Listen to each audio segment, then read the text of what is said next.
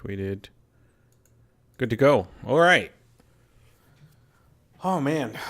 Yeah, B3 GamingCast, episode 59. Oh, I know. Maybe we'll make a title about Phil being lost at sea.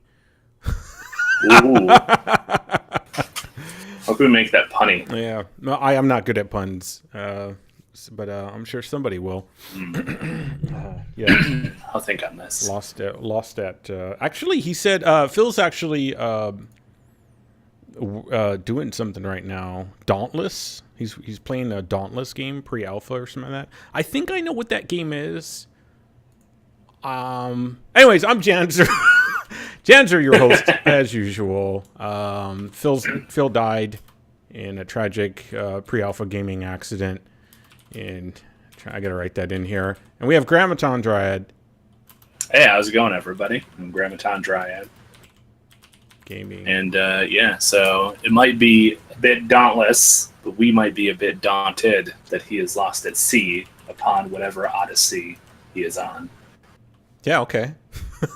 Did rhyme stuff. I couldn't think of puns, so I went with rhyming. That rhyming dough. That rhyming dough. Real quick. I don't recall if I think we did talk about Dauntless. Maybe it's hard for me to remember if we talked about this during the week or not. But basically, it's kind of a Monster Hunter type game, meaning that you go out, you find a big monster, and you kill it with a team of people. The art style is very much kind of like this. Since I don't know too much about that game other than what I just said, the art style is very much kind of like this other game being developed by. I think wait, who's the developer? Epic. I was like, I know the name of it because it's the same as Paragon. They do like they work with the Unreal Engine 4. But Fortnite. We're kind of talking about this the other night too. Well, I think while we were playing Paragon. Fortnite's got that kind of I hesitate to say cartoonish look to it. But it is kind of cartoony, right? It's like a Borderlands style slash Team Fortressy, cartoony like. You know, Team Fortress, when I watched more of the gameplay, that's actually what it really reminded me of. Team Fortress 2. Just the way they were assembled yes. And they looked whatever. That's my first thought. Yeah. Was immediately Team Fortress. Yeah. Somehow Phil snuck in here without me hearing the little ding go off. I heard him. Hey, how's it going, Phil? Hey, there he is. I'm here. Yeah, so we're just talking about how you died in a tragic pre-alpha gaming accident called Dauntless. It got a little too real. Yeah. And yeah, totally, man. That was completely pixelated. Yeah, got a little when games get too real. Yeah, exactly. But yeah, and then kind of transition really quickly. But if you want to fill us in, if you can, I don't know if you can talk about the game. But if you can, yeah, I don't know too much other about than it just being a Monster Hunter style game, and it reminded me, or Fortnite reminded me of the style of it, or vice versa, whatever. Seems like this is kind of a trend for games right now. You know, I think, what's that one? Paladins also has a similar style, right? Yeah. Battleborn. You know, there's a lot of the games that are like that, kind of cel shaded-ish. Paladins. Yeah, kind of a similar style, but I find Paladins doesn't really have a very polished looking art style. Right. Like Fortnite and Dauntless seem a bit more well stylized. Like they had a good team working on it. Yeah, I know Fortnite's with the I think it's with the Unreal Engine because that's what Epic uses for their games apparently. So you know, I don't know anything about Dauntless. My audio coming through okay? Because I hear y'all kind of breaking up on my end. We hear you fine. I hear you fine. Yeah. Okay. I just turned you up a little bit. I don't know what's happening there. Try to disconnect and reconnect maybe. Can. Sure, I'll do that. Yeah, you can try. Let's see, 64-bit. So in terms of the appearance, you're not a big fan of that style, right, Janzer? I think the colors and the cartooniness. And I can appreciate it, but I don't appreciate it as much as other styles that are because, and I think a lot of it has to do with like when I looked at this gameplay of Dauntless, to me, it looked very much like it lacked detail. My eye likes fine detail. So I do like a clean style, like a modern style, but I also like a lot of detail as well. So when something like that comes along, I just looked at the characters and they looked very, very much like something that you want to run on a lot of systems. So very plain, you know. Gotcha. The same thing with Fortnite. When I looked at them, I was like, okay, they're trying to appeal to a wide audience. So what do? You lower down the detail. And some people were complaining about that in the video comments for Fortnite as well. The apparently it's a tower defense game. I haven't even mentioned. I'm just kind of jumping back and forth between Dauntless and Fortnite. So it's a tower defense game, releasing July 25th. This is Fortnite, that is. Dauntless, I have no idea. I'm trying to wait for Phil to fill on more on that. I know we talked about it before. Oh, I think he did. My brain, my sleep schedule has been garbage. I don't know what. Yeah, mine too. Yeah, I gotta go back to work too. Yeah, yeah. It doesn't help me either because most people function during certain hours, so I need to make myself available for that for freelance stuff, you know. But yeah, very true. Yeah, let me stay on track here, and we can jump into that other one. Why am I not hearing notifications go off? There's Count. How you doing? I don't know. Hey, Count. Permission, invites, overview. No, that's weird. Count, I can't hear you, but I don't think you said anything, but I also don't hear him. Let's see. Text to speech, no. Push notification, no. Well, whatever. I'll just keep my eye on who's jumping in. But yeah, Fortnite tower defense game release July 25th. Founders can play starting July 21st. The game's going to be free to play in 2018, which is interesting because they're starting off with a pay to play model in the sense that you pay for a pack up front if you want now. But it's also going to release July 25th. So, okay. I'm like, what? So here's the thing. Yeah. Standard edition is going to cost $40. That's for everybody. But at some point, they're going to go to, I guess, free-to-play model on July 28th, which is interesting because I've never seen a game say, hey, we're starting off as like a pay-to-play. I hate to use that word because I don't want it to make it sound like you got to pay per level or something. I use purchase to play. Right, purchase to play. Yeah. Right. So you buy it outright, but then they're like, you know what? After a certain period of time, we're going to go free to play. That's interesting. I kind of like that idea in a way, you know, just because it offers a different business model, which means I want to see a variance of like what that does for gaming for players too, you know. So yeah, like I said, early access starts. I think you can join in July 21st. $39.99. Deluxe edition is $59.99. Super Deluxe is $89, and Limited is $150. I actually had all the list of everything that you got, and it is an enormous list of stuff that you get for like Deluxe and Super Deluxe and Limited. You just get tons of stuff. But I took it out of my notes because it was so much. Just go look it up yourself. It seems like just tons of stuff. Like I think they have in-game currency and external, you know, all that kind of same kind of free-to-play model type stuff. Those always get real complicated. Yeah, and it is a massive. There's this, and no one has any grasp of what that actually is, so they have to like translate it. I just like seeing a lot of stuff. If you say you're going to give me something more for my extra $20, fucking just throw a bunch of words in. You know, I want to see a bunch of stuff versus something like what was that game that came out? I think it's The Surge. They were like, hey, you can get this like exosuit or whatever, and it was like one thing, and I was like, what? I'm not gonna pre-order for something that I don't even know about, you know. And it's probably only going to be like early game access type of stuff in the sense that like you can wear that thing for the early game, but then it's going to be outdated really quickly. I don't know, you know. But it did look like an impressive list. I can hear you now, Count. How you doing? Okay, I'm sorry. I apologize about that. No, we couldn't hear you. That's all. Discord wasn't picking up my mic for some reason. I thought maybe I didn't have you on the right like setting, but no, you're on the right setting. No, it was all me. It was. Yeah. It gave me the notification that it wasn't picking up my mic for some reason. Yeah. So, anyway, go ahead. I'm sorry. No, have you heard anything? I agree. I hate when they give little bullshit things. Like if you're gonna charge me $20 more, can I see a list of 20 more items? I'm just give me something worth. Yeah, don't give me like a suit that'll be good for level 10, right. And then I have to ditch it in the game anyway. Well, that was like the problem I had with the Division. I think I really got salty as fuck over it because when you buy the season pass, you got some weapons, but you could only use up to like level 4. It's like, come on, yeah, level guys. 4, which once you get out of the tutorial and get to the actual main game, it's obsolete. Yeah, and all they had to do was make them skins, and they never ended up doing that because I would have at least been somewhat happy about that. So, yeah, I'm looking at this now. You get, like, rare starter weapon pack. You get an exclusive Founder's Pistol. You get a starter hero pack of a... And by the way, some of the heroes in this, they've got the range from stick thin to thick as fuck. So it's an interesting thing. That was also one of the things. Yeah, that was also one of the things in the comments. Some people were just immediately like, I don't want to play a whale with 2 legs. I'm like, wow.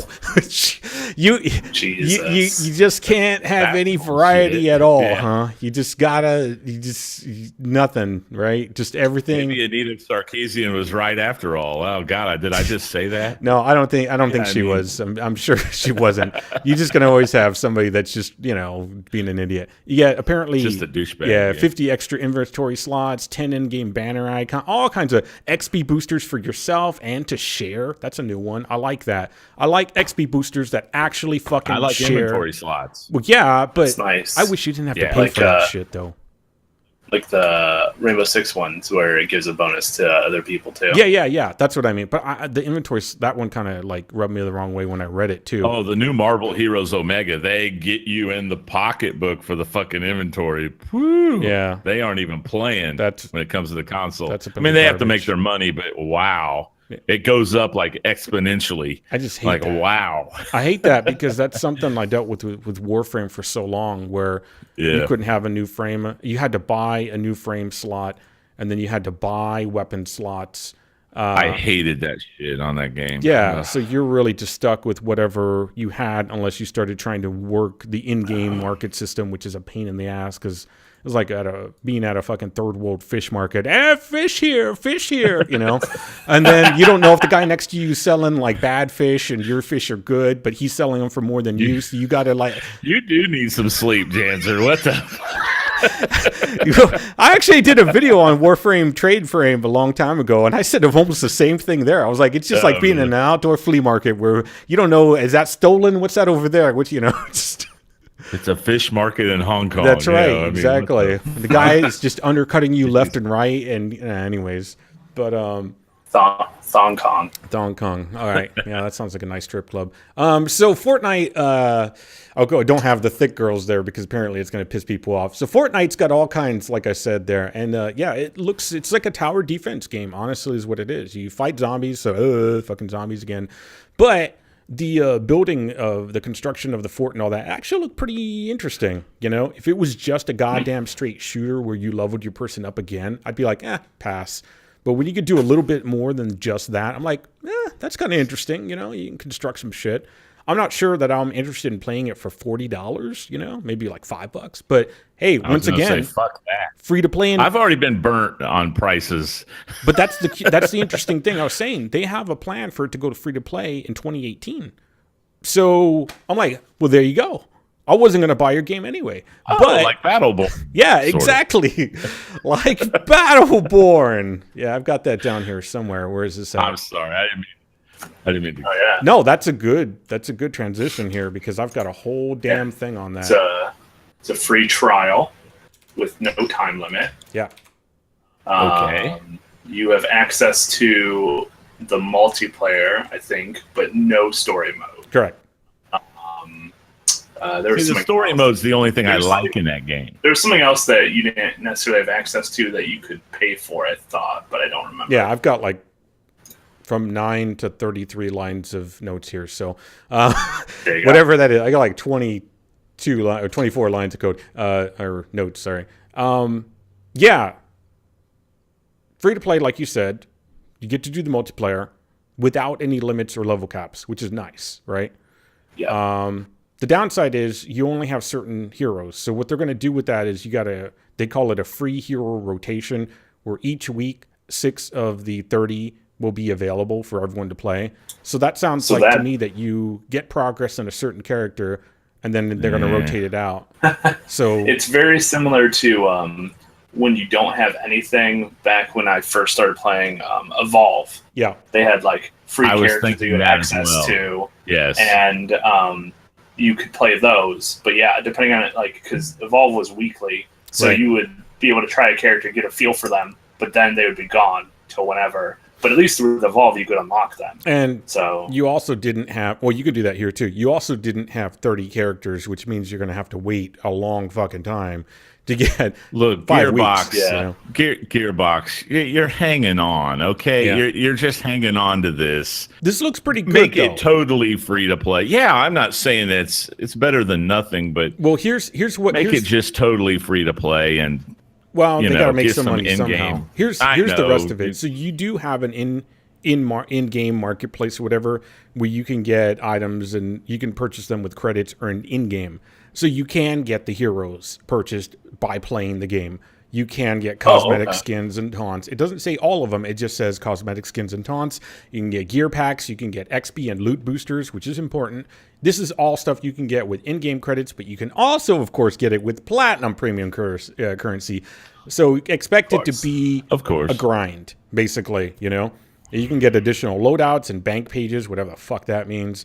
And I've played the game, and I don't even know what that means. You can also buy the story operations individually or as part of the season pass bundle, meaning you can buy the entire season pass. Selling them like little chapters. Yeah, you can either get it individually or the entire fucking season pass, which is 5 replayable story operations and all the heroes. You could. I'm sure that's going to be expensive as shit.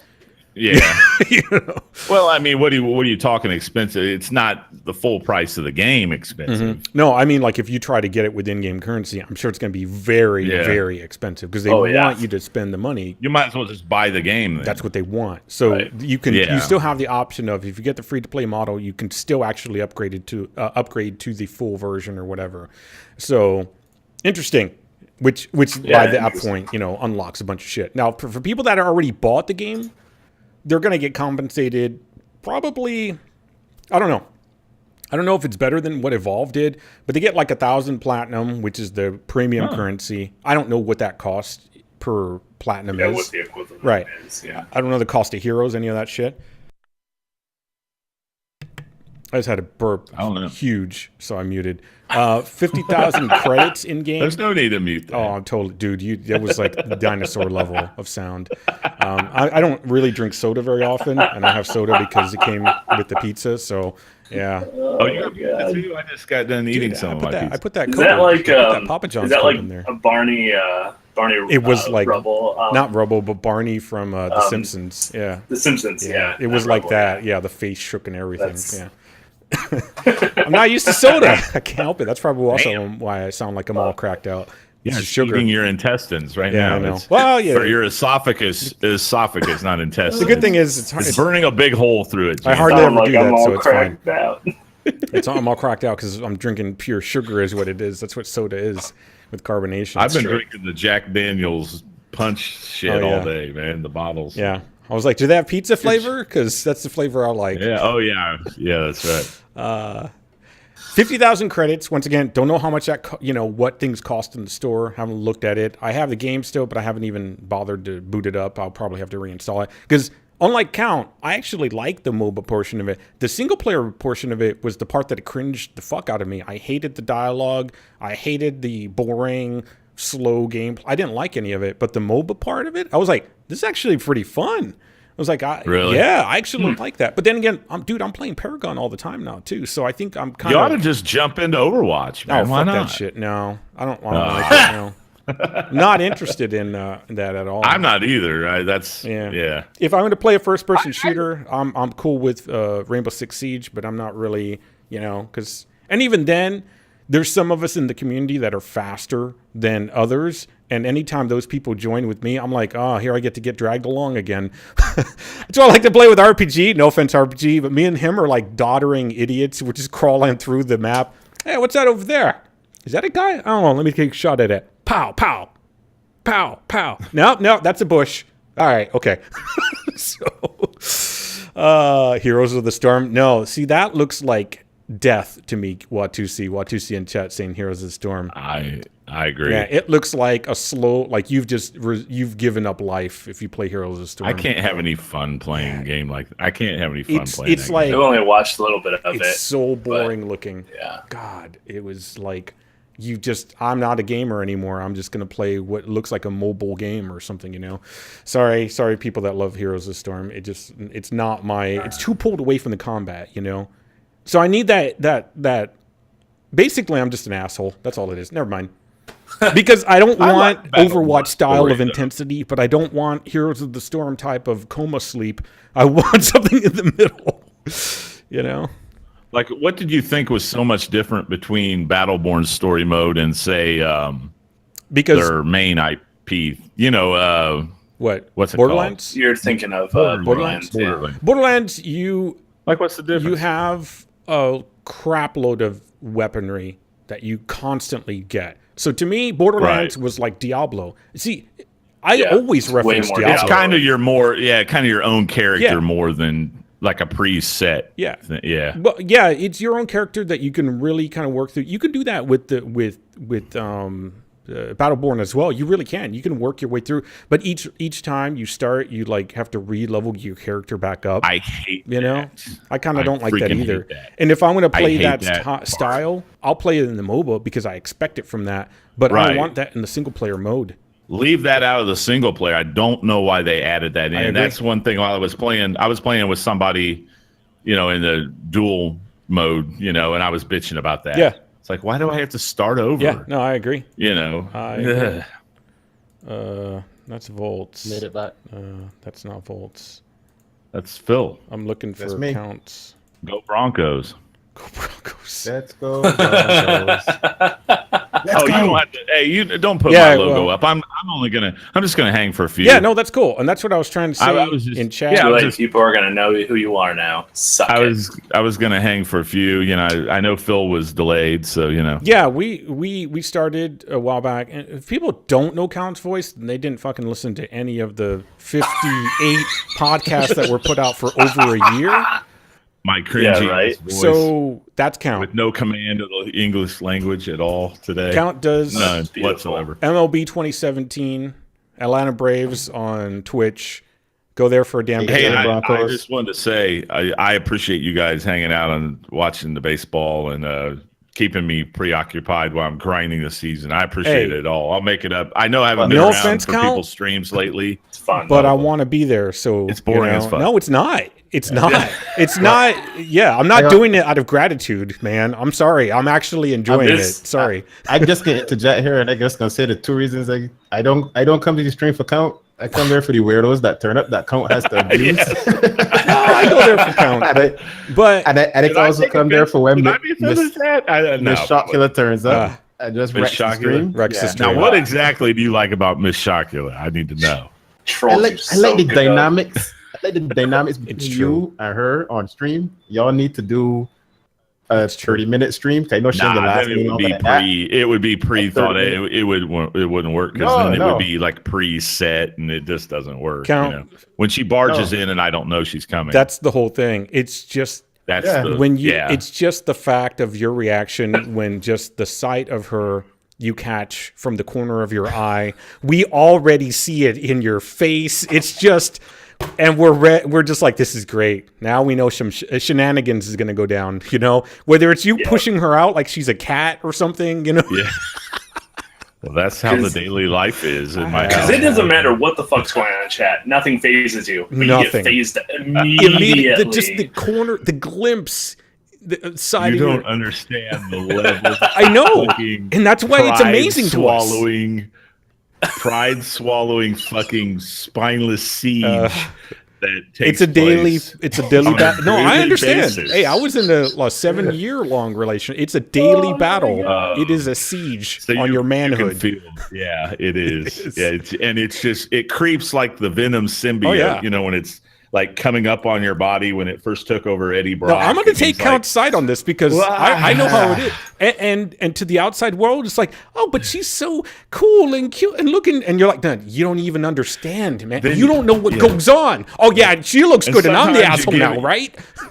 You give in to the pussy. You give in to the pussy sometimes. There you it's go. just like, and then it's just not worth it in the long run. You're done. Yeah. I'm sorry. It's just. I'm gonna say that these views do not reflect thought process of Philemon That's Grandi Philemon whatsoever. Grandi. Just in case, my girlfriend ever happens to listen to one episode and it's this particular part. Feels like I'm not associated with the B3 Gaming we gotta Cast. I get just Phil show up live occasionally. Yeah.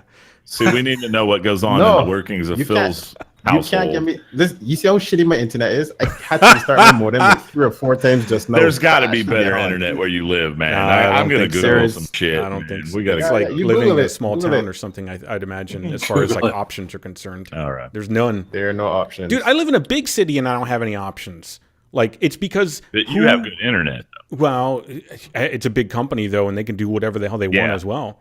Yeah, that's true. And if I wanted, let's say, AT&T, I'm fucked. I have to move.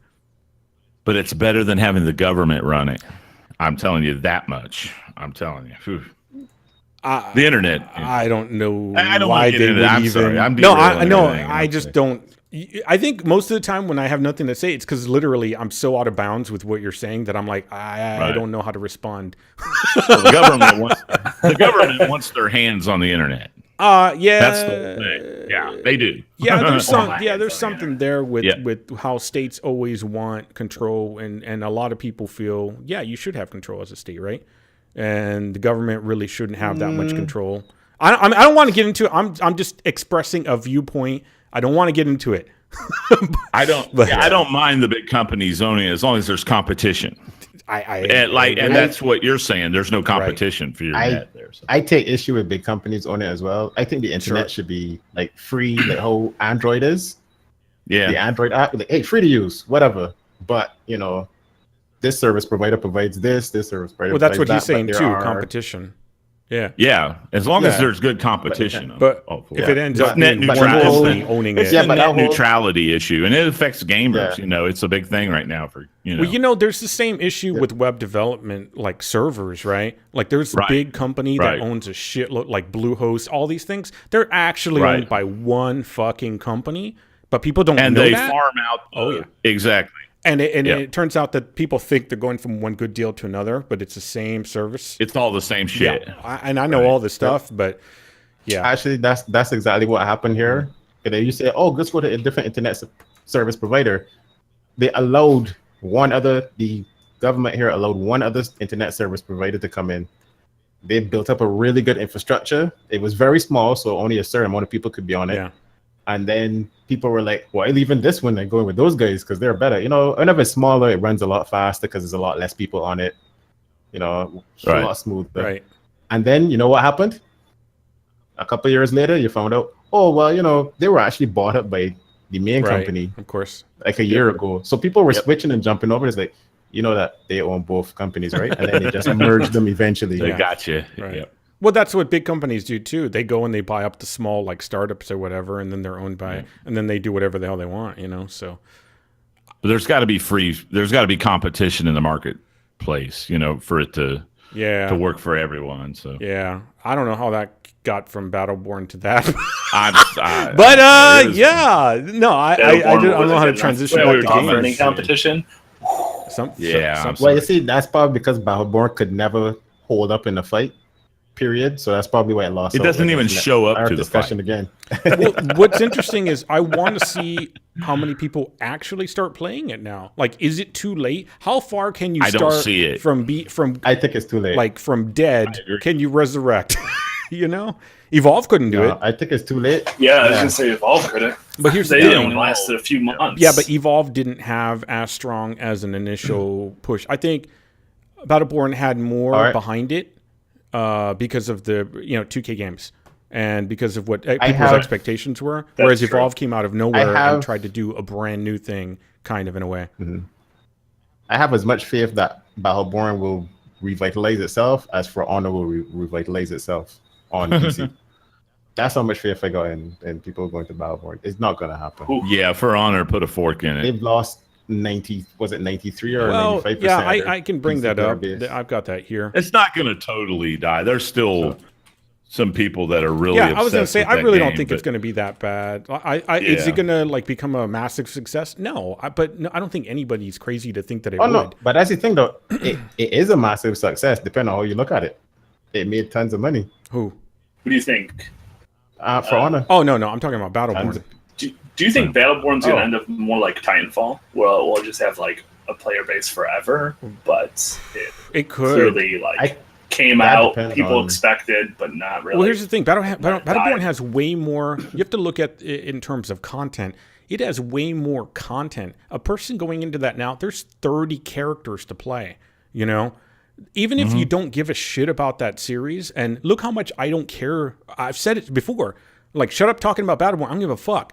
But now that it's free to play, I'm like, hey, I'm actually have some players to play with. Man, why not? It's free. You know, people jump in there. Yeah, it is kind of a hot topic this week. Yeah. A lot of people are talking about the fact that it's, you know, they're trying to do something with it. It's just, I think it's too far gone. Yeah.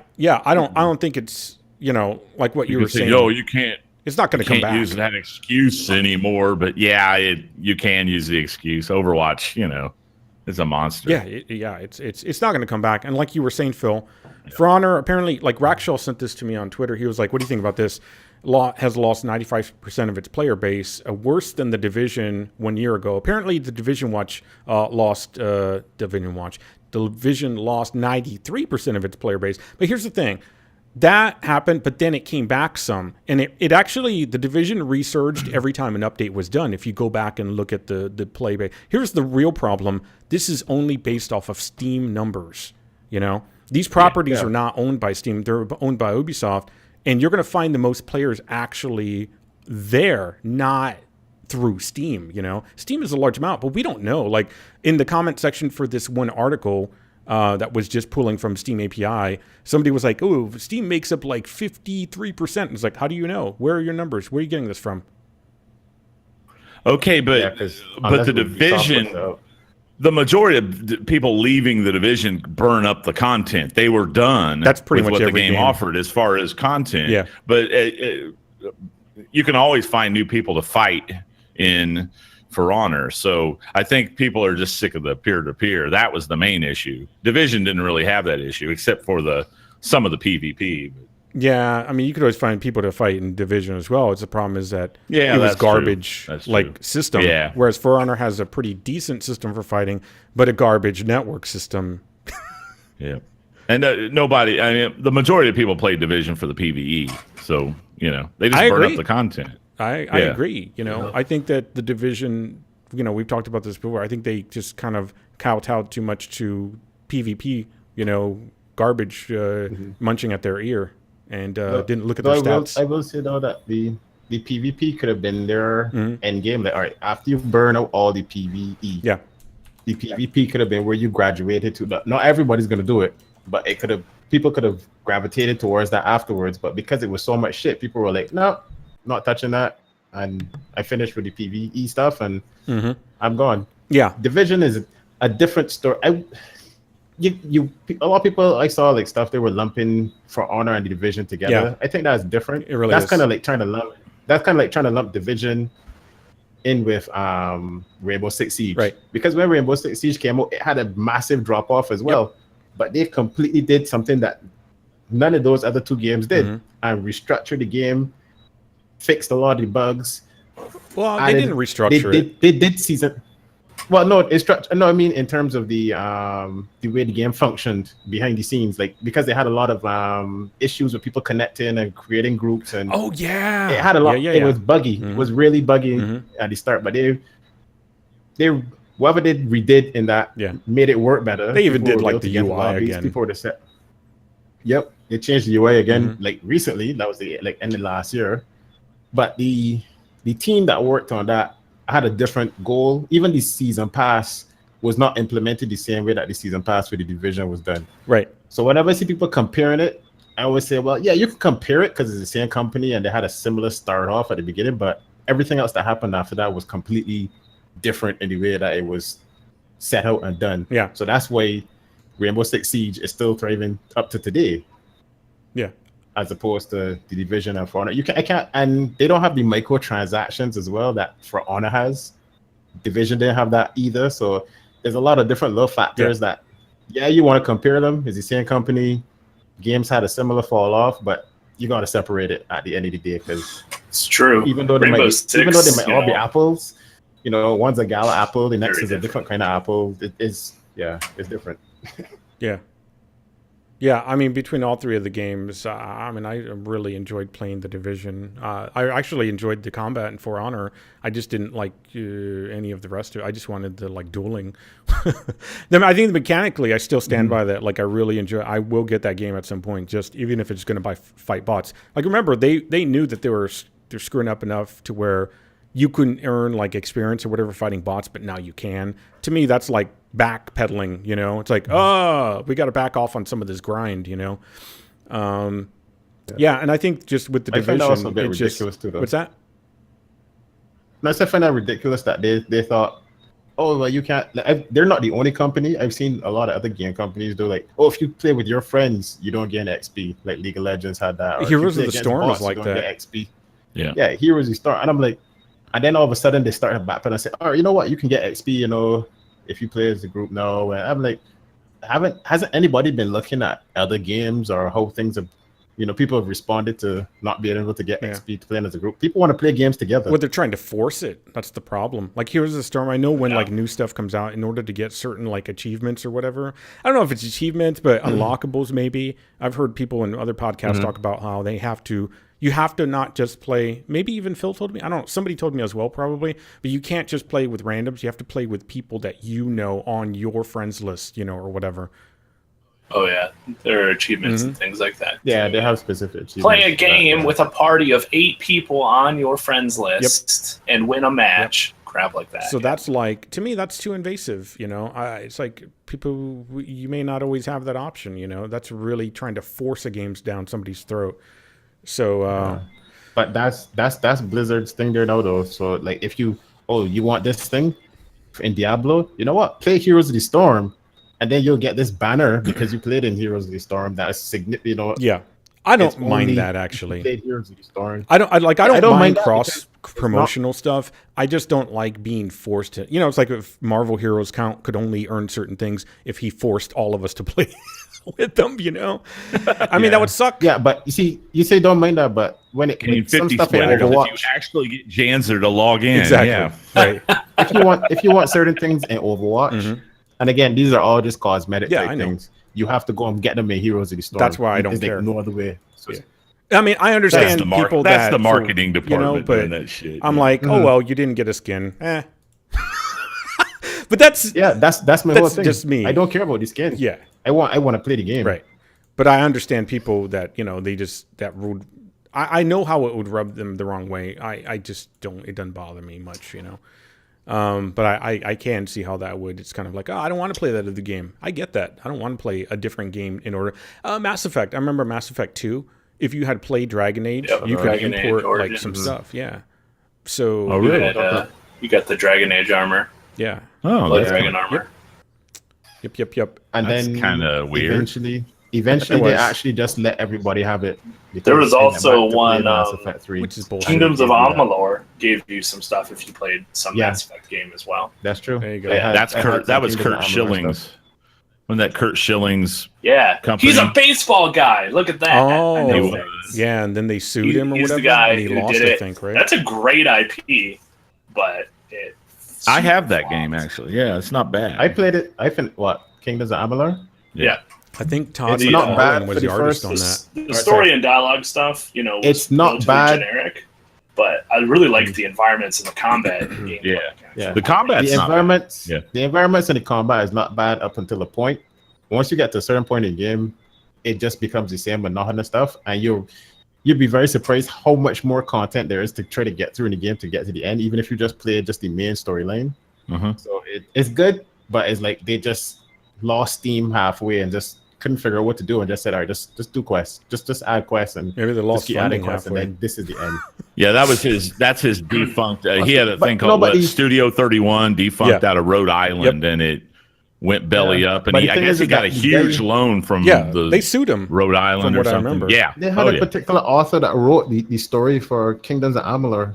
One of those fantasy novel writers that's supposed to be like really well respected and whatever, and it was absolutely and like I said, the story fell flat. They also brought in, from what I remember, Todd McFarlane to do a lot of like the creative work, too, for the look of it as well. So I mean, it had some interesting things going on for it. I think just the production was probably it had a lot going for it, more than what they expected, And whenever projects get whenever someone has, it just takes enough people at the top to get a bad taste in their mouth for the project in general to have a sour, outlook, which is unfortunate, but it happens all the time. It takes more than a huge amount of money to get a good gaming studio to make good video games. Oh man, we're going to be talking about that. No, we're not talking about that yet. That's going to be later because that's too much. No, that's I just coughed. What did you hear? I didn't say anything.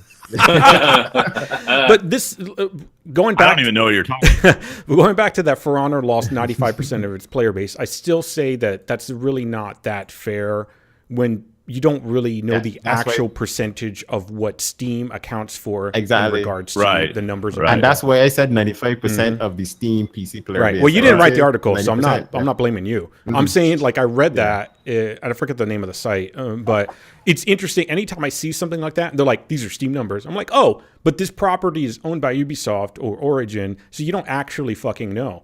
So I think that game was bigger on console anyway, right? Well, see, maybe that seems to be the thing a lot of the time. Sometimes a PC release is not as popular, but the console release retained its core group quite well. Yep, it's true. There you go. And even in the comments for that specific article that I read, there was some PC idiot that was like, "Oh, PC does way better than console." I was like, "What the fuck are you talking about?" Not all the time at all. Not all the time at all. You're not all the time at all. I can attest to that. I play both. I can attest. There's some. It's not cut and dry. It really isn't. Nope.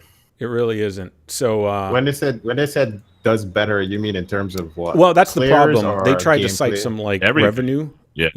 But the thing is, PC also has lower, usually can have lower sales as well because of the fact that they highly discount sometimes. Not all the time, but a lot of the time you can get some pretty damn good discounts on stuff, you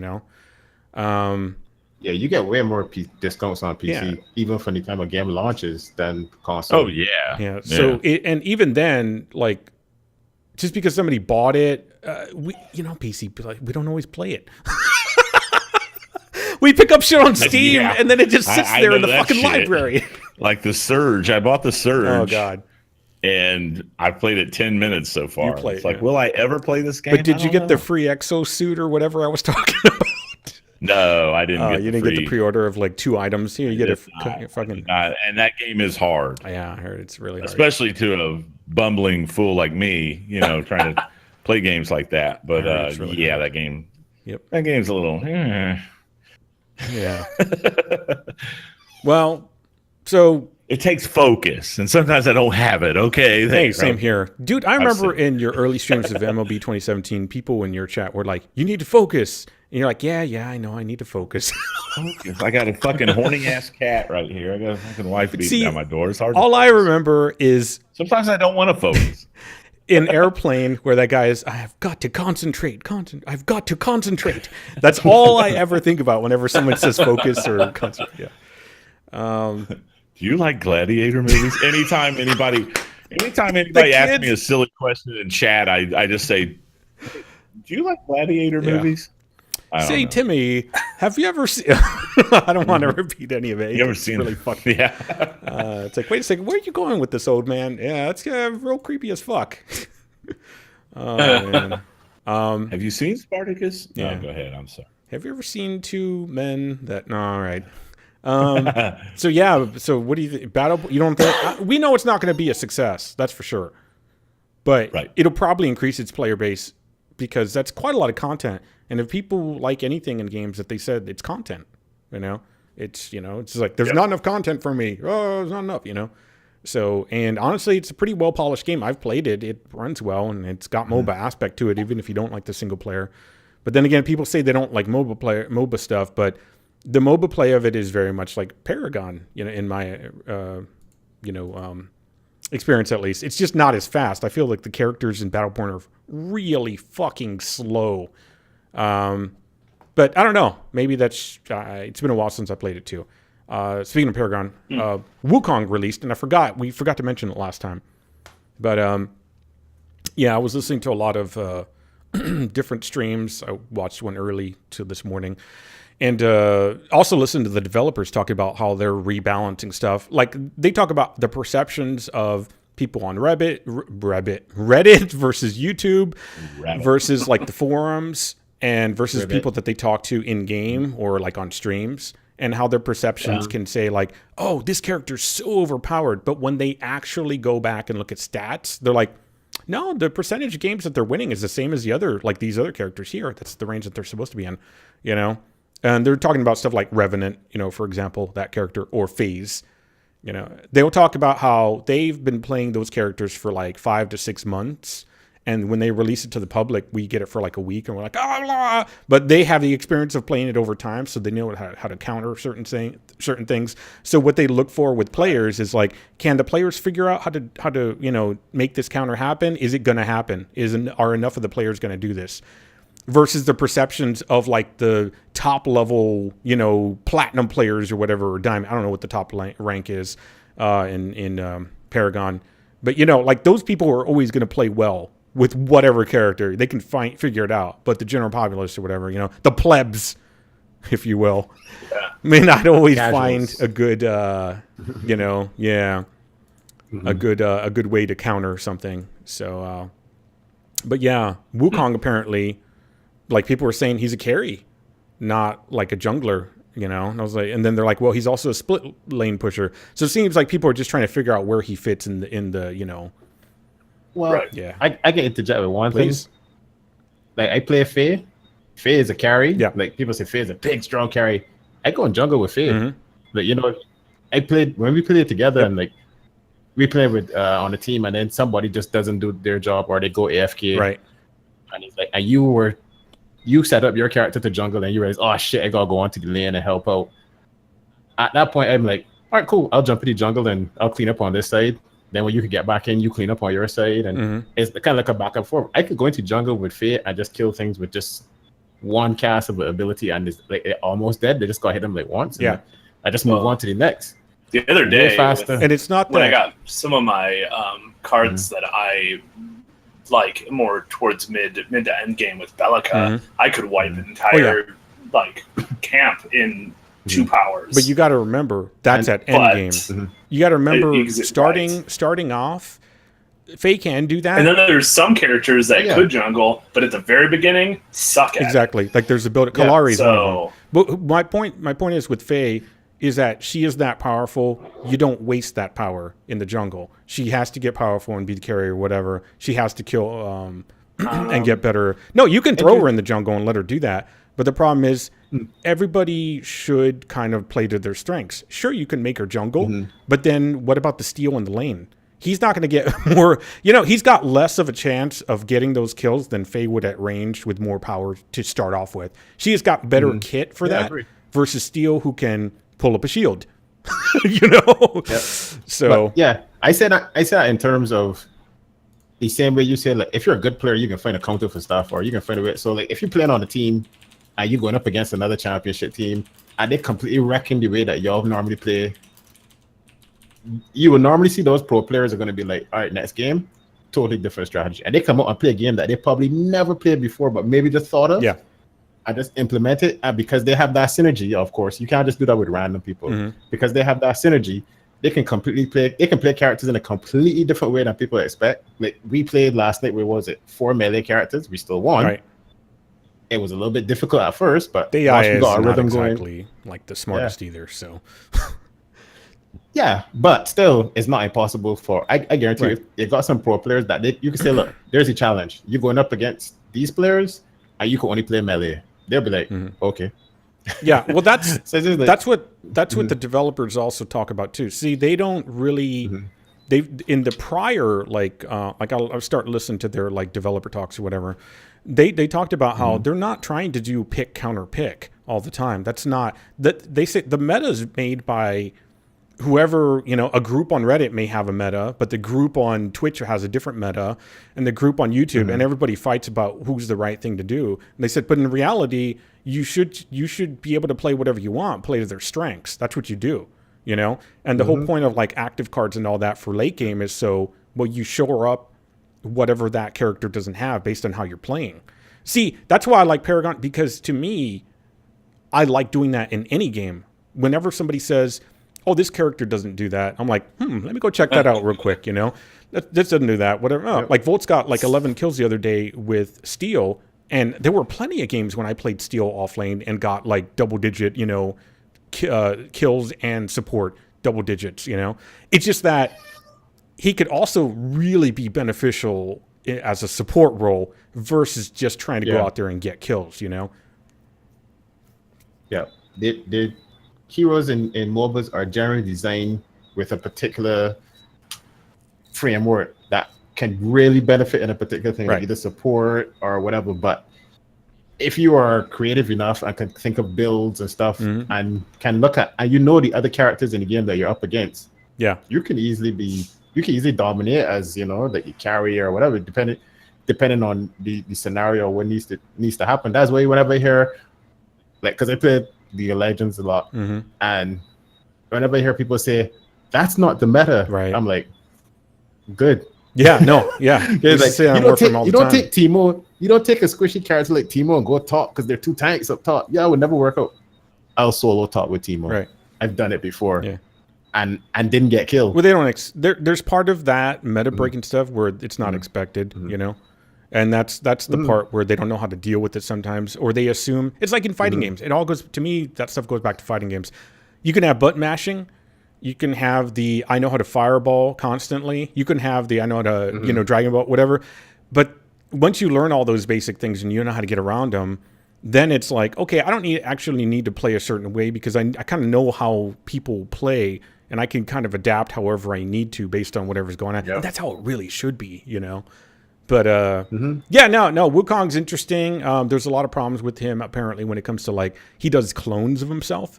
And that's apparently causing a lot of, like, frame rate dropping. And I think I've experienced it, too. When there's 2 Wukongs, one on my team. And actually, I haven't experienced it. I've seen it, though, in gameplay of stuff on streams.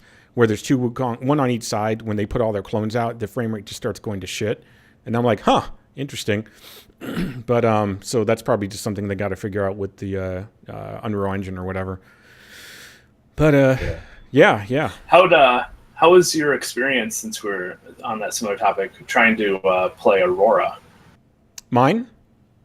Yeah, because I played that character because I was trying characters out, and I was like, I hate this character, it's garbage. I don't understand this character properly. Yeah, I think that's... And then you tested it out. Yep. I tested it out a couple of different ways, like I usually would, and I had a hell of a hard time. And then I went looking for answers because I was like, I'm too tired for this shit. I've been grinding other characters to try to get something out of them for, with different decks. That I don't even want to bother with Aurora. I want to see what's going on because I had seen one player do like 14 kills, in one game. Granted, when I went back and watched his gameplay, he was just running around getting last hits on stuff a lot of the time. But I found some interesting techniques. She uses that circular ice thing. Like people actually use her to jungle too. Once again, it doesn't look like she could, but she used that circular ice thing. And if you just find the right distance between the mobs that are standing there in the jungle and the ring of that ice, they would just position themselves to where, number one, it would path directly onto the mobs, right? So they're stuck in it initially. Number two, whenever the mobs start moving, they actually just move along the path of the ice ring so the mobs will stay in it. So I was like, yeah, that's so smart. It's smart. It's just basically, you're going to have to use it for a bit to kind of get used to it. So trying to like use a brand new character and immediately, finding the best ways to handle them isn't always going to happen. Yeah, no. Apparently she's really good for like mid game because her ult's really good, but she doesn't have a whole lot of kit. So she's really annoying for like crowd control, and that's pretty much it. So yeah, but people like using her a lot apparently. So yeah, I will say though, Paragon has come a long way. Oh yeah. The first time I opened up Paragon, granted it was also on an older system.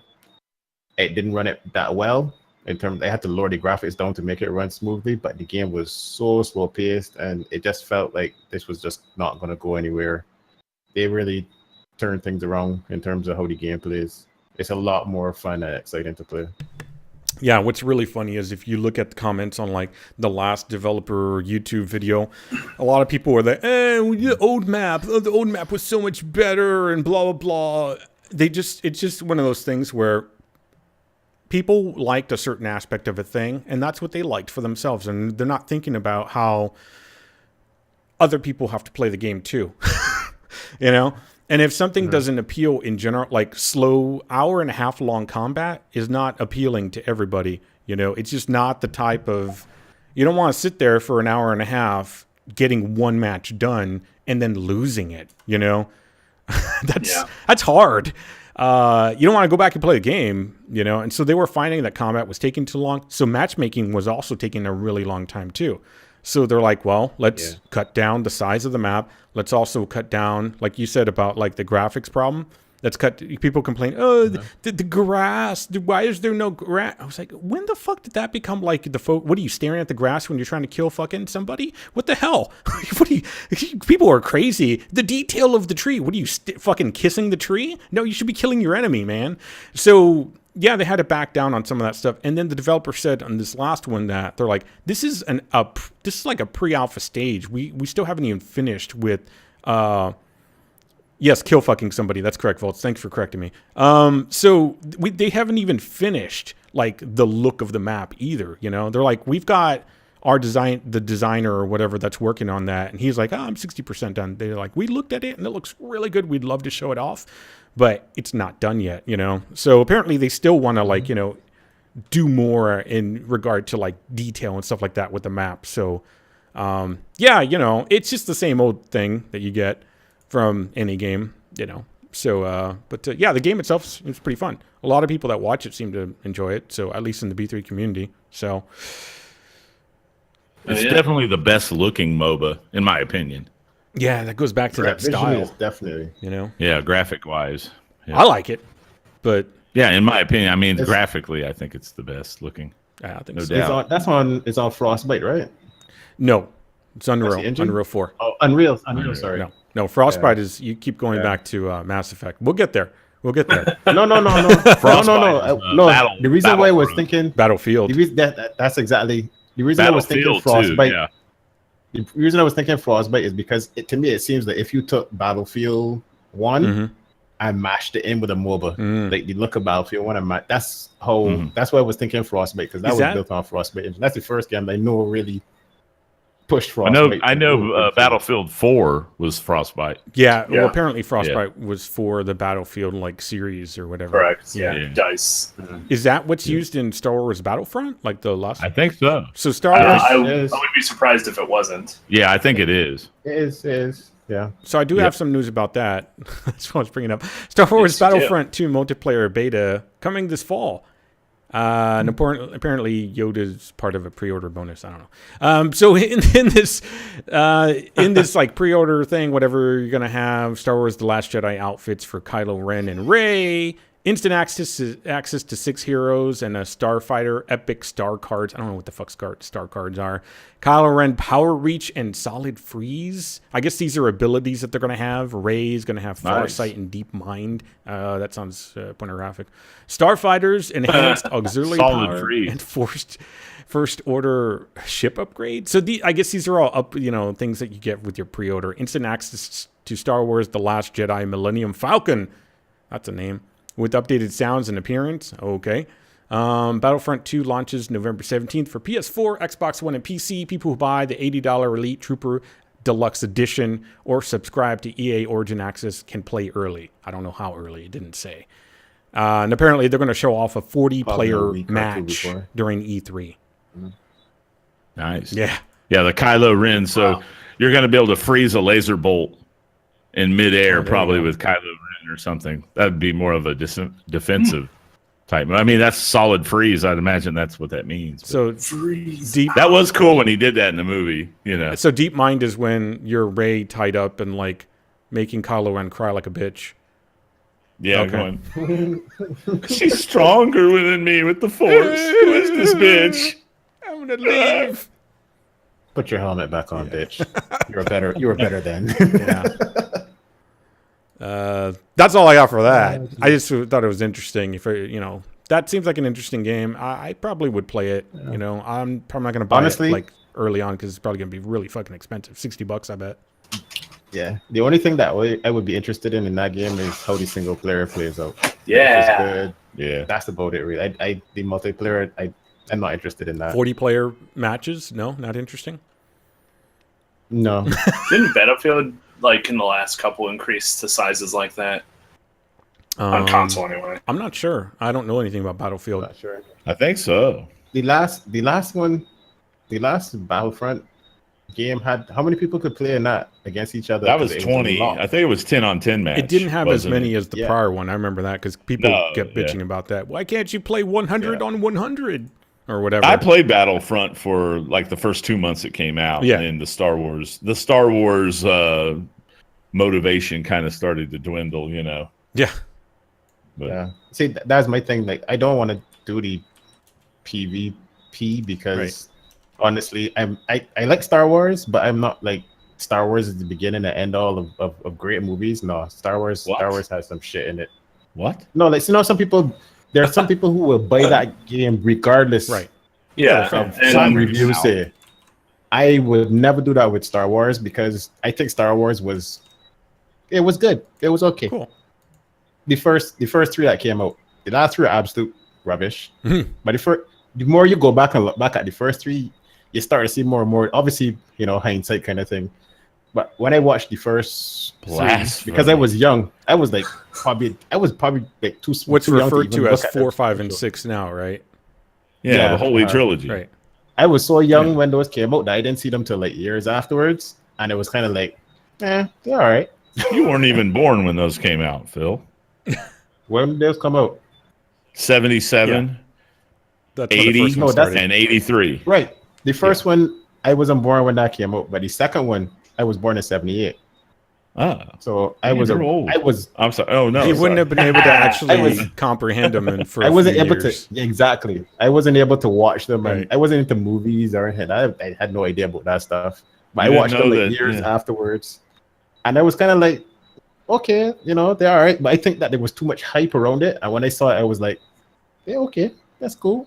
Well, I remember standing in line for Empire Strikes Back, and it was like wrapped around the building. And then, you know, I'm like 11 years old, and some douchebag comes walking, Darth Vader's Luke's father. And I was like, we all already know that, you fucking D-bag. Keep going. Just walk on, you fucking Wow. idiot. Some guy coming out of the theater tried to spoil it for everyone. Yeah. You know?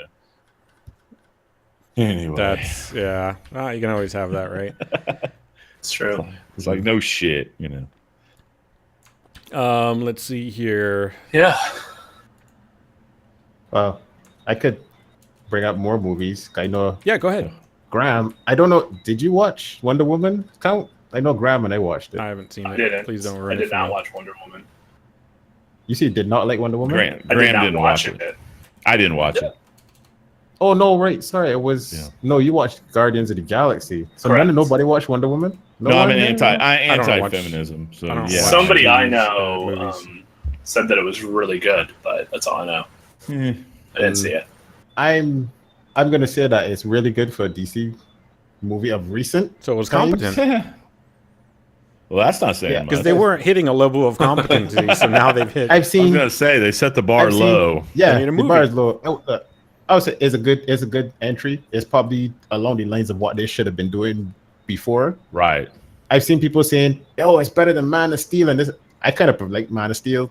I liked Man of Steel. I know a Yeah, lot I of did people too. didn't like it, you Yeah. know, but I don't think it was better than Man of Steel, but I think it was like there are certain aspects of it that were like, oh yeah, I gotta give them thumbs up on this. It was good, but, Yeah, but see, all people there's remember. some stuff at the end. There's some stuff there at the end that I didn't want to spoil it for any of y'all, but I was a bit disappointed. I'm gonna wait for video on Wonder Woman. With the trailer just showed Nazis, I was like, really? Come on. Again, Yeah, Well, it's that's Chris the whole thing, though. Pine is- Wonder Woman Again? and Captain America. Steve Trevor. You know. No, but Wonder Woman and Captain America they originally set in that time frame. Like they came out Right. during that but fight against the Nazis context, kind though, of war. Context is movies, Nazis. Come on. Might as well just have her fight zombies. But that's the story. Yeah, but that's the storyline. I know it's a story. I'm saying context of the time, though. It just seems, and also it's like, well, Marvel had Captain America. Well, yeah, he did because, like you said, that's the context. But that's also what we associate Captain America with. Does anybody really associate Wonder Woman with Nazis? I don't, but that's her storyline. It's not the first thing that anybody really thinks about. They've morphed Wonder Woman so much over the years. Now she's so powerful. Yeah, she used to be... it's just horse shit, man. I hate when they stop on a dime and change characters just for... I think Nazis is just too easy is the reason. Like, they could take any other movie and then just put the name Wonder Woman on it. I just got asked, from like, America. She's, how was... Well, Wonder Woman wasn't from America in this movie, but... No. I know, but I'm just saying... They were trying to make her American symbol, and, right? Which is not Captain America. But my question though would be, like, for you, in terms of, I forgot what it was. Oh, in terms of Wonder Woman's powers, you said like they changed and stuff over time. Like, I know that Superman originally couldn't fly.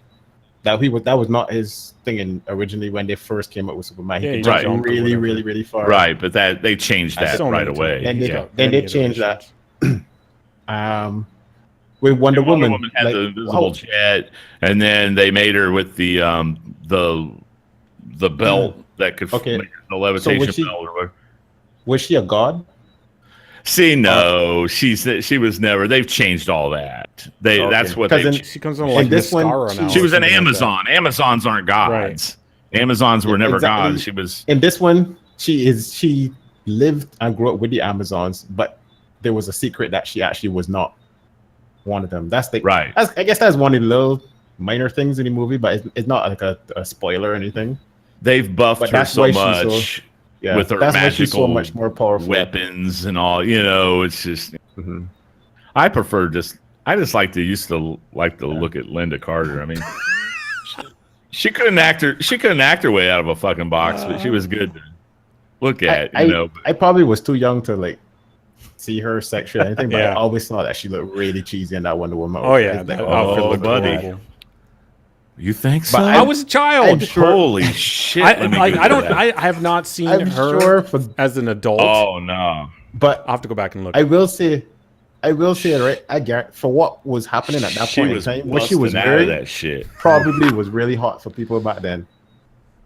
She was Miss America. They also had Linda Carter. They also had like Batman and that goofy ass shit that they had back then too. Well, yeah, that was supposed to be campy. Yeah, exactly. So things were just goofy. And my issue with trying to describe Wonder Woman like in a review or a critique of it is that I gotta compare it to something. Yeah. And to say, well, oh man, it's the best female superhero. When you look Catwoman, Elektra, is like you got some shit. Oh yeah, you don't really have a good female superhero out there. Oh man, it's one of the best DC movies that never been touched. You got Suicide Squad, Man of Steel. It's like the bars are so low that you got to compare it to. That it's kind of like, so when I saw some people giving it like I think it was on like Metacritic or it's all Rotten Tomatoes. They were saying it was in like 97%. I was like, whoa, hang on. No. None of the critics want to say anything bad about it because they're you know what? Fucking misogynist if they say anything bad about the movie. And here's the thing. I mean, it's crazy. I woke up like one day this past week and there was something on Twitter that somebody had retweeted where it was like, oh, look what this man like said about Wonder Woman. And I was like, thank you for reminding me that I got to wake up in the morning and hate myself because I'm a man. Thank you. What in the fuck is that all about? A man created Wonder Woman. Wonder Woman was created by a man. That one reviewer was a man, but that's not. You're doing the same bullshit that you don't want men to do to you. So don't fucking do it. You know what's really funny? You're reducing him to his manhood. What's really funny is that everybody's like, oh, Wonder Woman, like, you can't review this badly because it's the first really big female superhero and this whole women pride thing behind it. The whole women pride thing behind it, and it's like, oh, you're just saying this because you're a man. And then you look at it, you say, look, it was directed by a woman, written by 3 men. Yes. Shut the fuck up. By a character created by a man. Is it? Yeah, So, Black character. yeah. It's like shut the fuck up. You know what? It was made by humans. Just leave it at that. right. Just get off this high horse and all that because at the end of the day, you know, it's like the mansplaining it's thing. a good film. One time I was like, it has nothing to do with that. It's what you're referring to is that man that talked bad about the movie or talked about her sexually. Guess what? That guy's a fucking jerk anyway.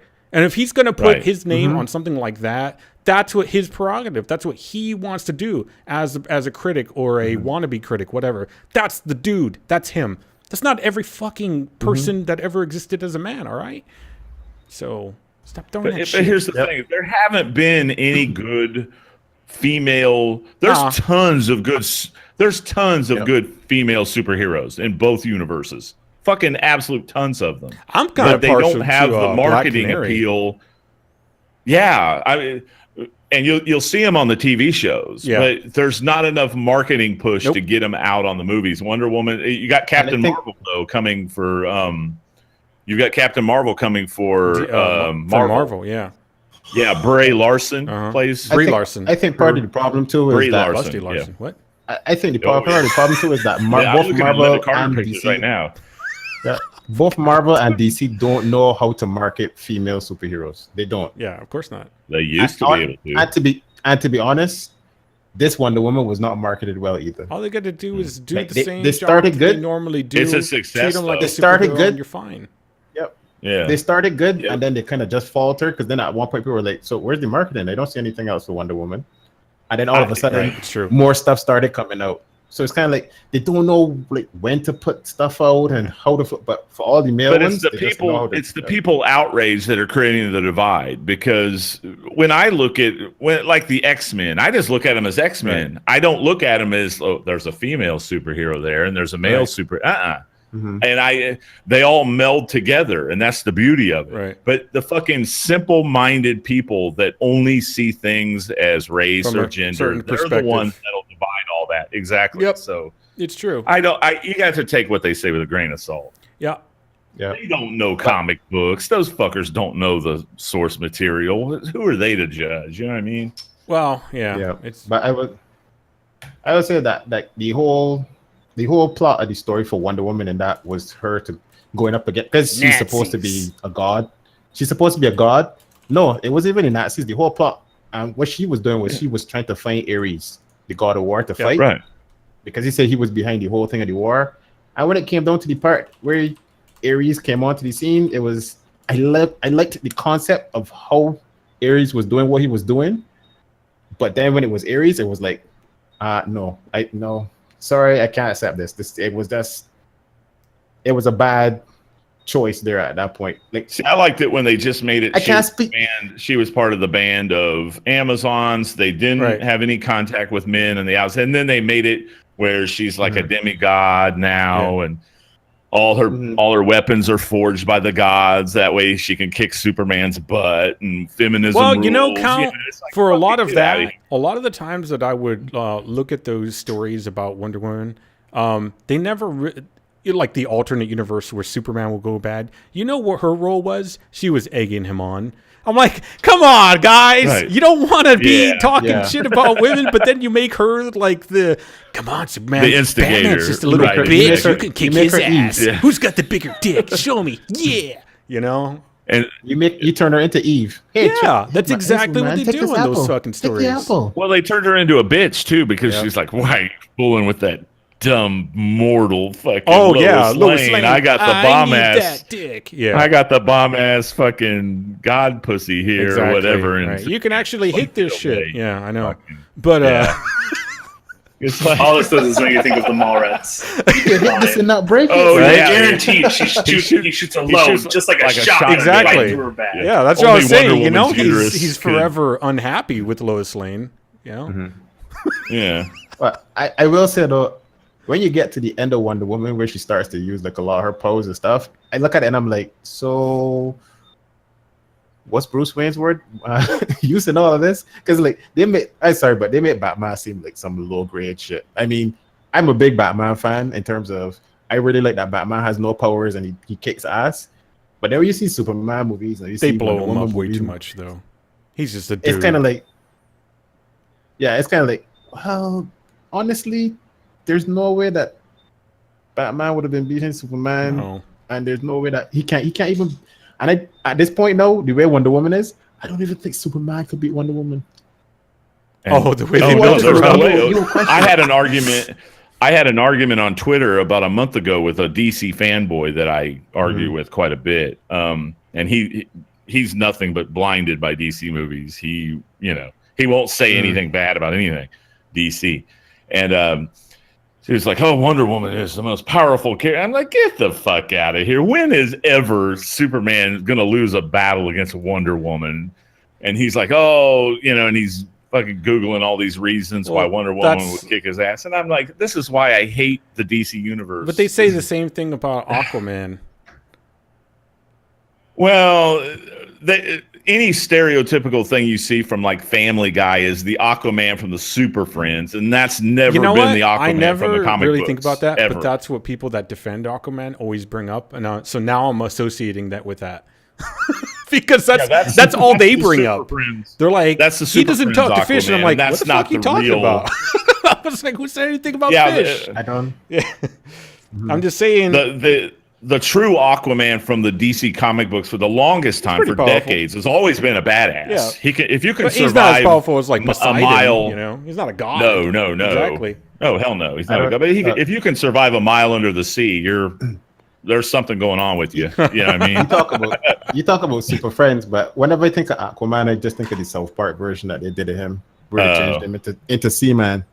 Oh god! Seaman. His sidekick was Swallow. Oh jeez! Like, Swallow, come! He's actually a pretty good character. Nice. That's actually the DC movie I want to see, because he's actually Aquaman. a pretty badass character. They made in the comics. Gosh. Yeah. Okay. Yeah. And Amber Heard. Oh, they made Amber Heard look good in that Mara suit. Man, yeah, you've brought that up. She's what? It's supposed to be his wife, the woman playing Mara. Yeah. Wife? Oh, okay. Yeah. So you try to say she didn't look good before, or? Well, no, that's Johnny Depp's ex-wife. Boy, took him to the cleaners. Fuck. Anyway. I'm sorry. I need to leave. I need to leave. Man. We've talked about the. Jan's just like, please go. No, I'm fine. Else to do. Please, I'm just deleting a topic that I don't have that much content on, and it would not fit now. This is much better than the one I was going to bring up. So. Oh yeah. Yeah. Cool. So where did we? Wonder Woman, right? Okay, I got that down. Wonder Woman what about review the reviews for the Mummy? Movie from Phil. There we are. Yeah. Have you seen the Tom Cruise's new Mummy movie reviews? 18% rotten on Rotten Tomatoes. Wait, yeah, only 18% rotten? That's not bad, right? No, 18% approval. Oh, that means rotten. 18% fresh. Yeah. Oh, okay. Oh, I'm sorry. Yeah, 18% fresh, and only like 48% of the audience liked it. That's terrible. That is pretty for bad. Rotten Tomatoes. But I mean, it's even the Mummy series. Are you going to really bring that shit back? They put The Rock in it. When you put him in a movie, you're pretty much kind of like, all right. It's Fast and Furious. He fits because that's cheesy. Vin Diesel. He doesn't have a lot to have to counter with Vin Diesel. Vin Diesel's like, he hits a certain level of acting. That's not very far. Rude. Not to be, he's a cool dude. But he's not an rude. amazing actor or anything. He's very limited, and that's great. Not. You put The Rock against him, fine. But if you want him to like be some kind of some Egyptian god, or he also played he tried to play Hercules, and that didn't go out very well. I saw that. Oh, that I saw movie was terrible. It's okay, but once again, it's okay. You know what role he plays really well? The Tooth Fairy. No, I don't know.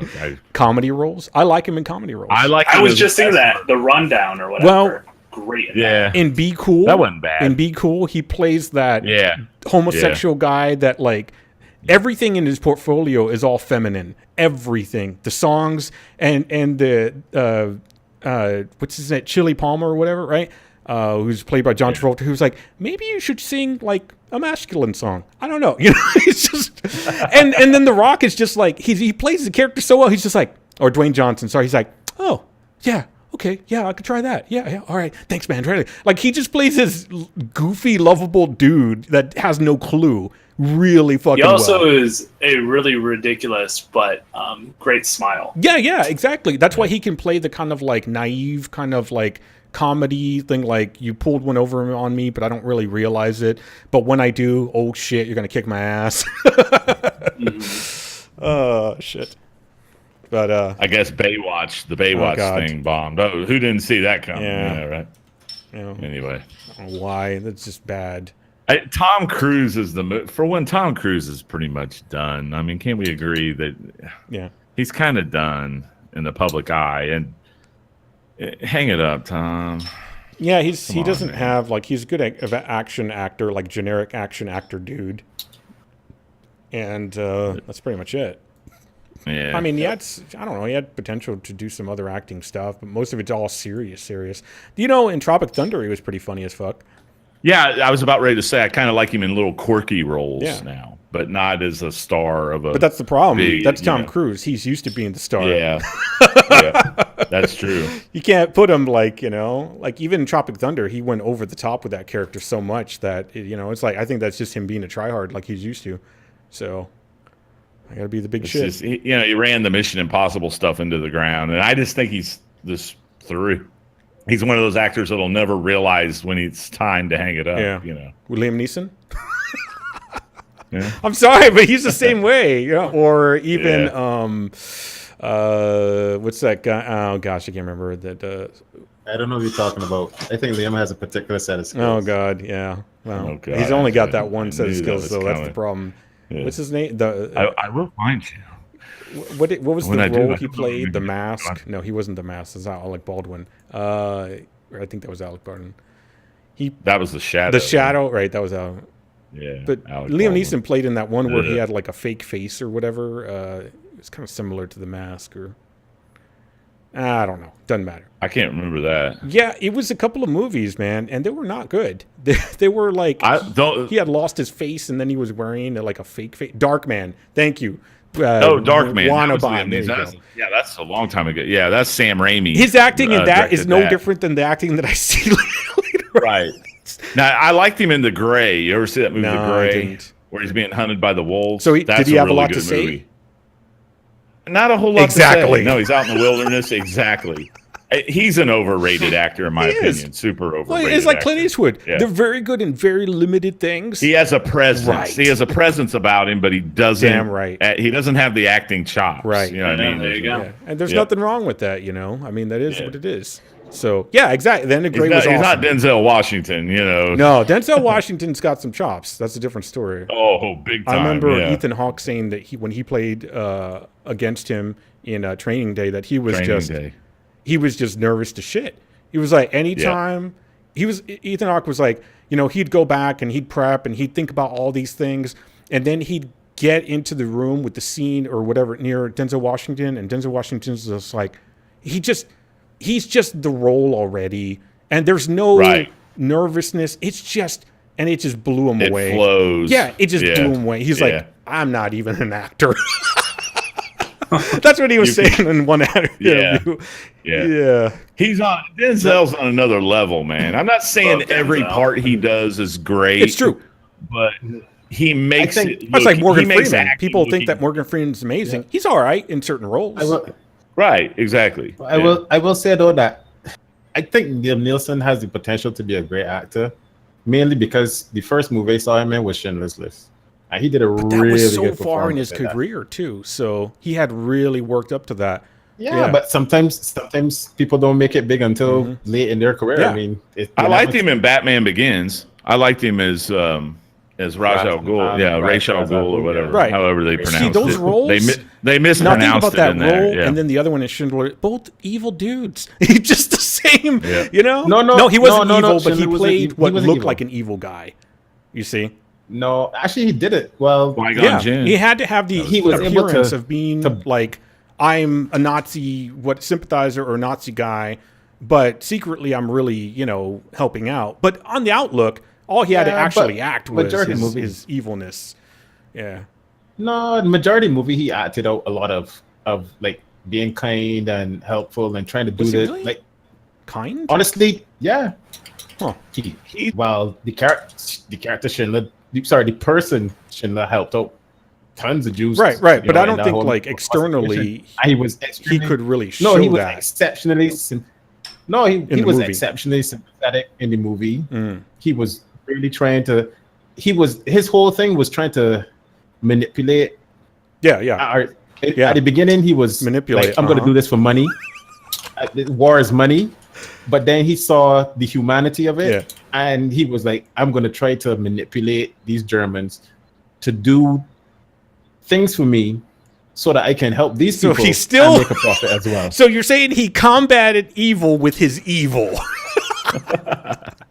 No, he tried to make them kind. No, you're not. In trying to... You're missing the whole fucking point. I'm saying he used manipulation and controlling people and situations, which is technically looked at as evil in a way or bad. Well, it's not. It wasn't always manipulation. He was trying to show them that, hey, look, you don't have to kill somebody. Right. You can just be, be normal and basically, it was manipulation. Yeah, I'll leave it at that. I think it was that manipulation. He had to have a certain thing of it, but appearance is what I meant, like on his daily, he had to appear that he didn't give a shit about. If you were mingling with Hitler's army, exactly, you had to have a certain appearance. You couldn't just be. That's not the question. I'm making a point that that's what his acting was, because the majority of the movie he had to do that. So that's what I see him at, is like, even if he wasn't a cold person on the outside, that was the role he had to put on, for literally the role, Thoughts on Ben Affleck? Yeah, he can walk in there chipper like fucking Mickey Mouse and just, Germans would have just shot him and killed him. Yeah. He was running, like he was employing certain Jews, but that's how he was also like helping to get them out of there, Yeah. He had to pretend like he didn't give a shit and all that stuff. That's still part of the acting. Yeah. So I maintain that he's evil as hell. And I think he did a good role with that. What I find is that if you get certain actors and they get shitty roles or they get shitty directors, and they just follow. It's very hard to get out of that trend because Hollywood just chews you up and spits you out. Yeah, it's only certain people that actually really thrive and dominate in there. Honestly, I think Hollywood is just like the porn industry, but it's just it's not your ass that's getting raped. Right, it's a different. It's your mind and your There's still in some cases, involved. Yes, it's still your Look, do you want this role or not? Show us your tits. That still happens. I think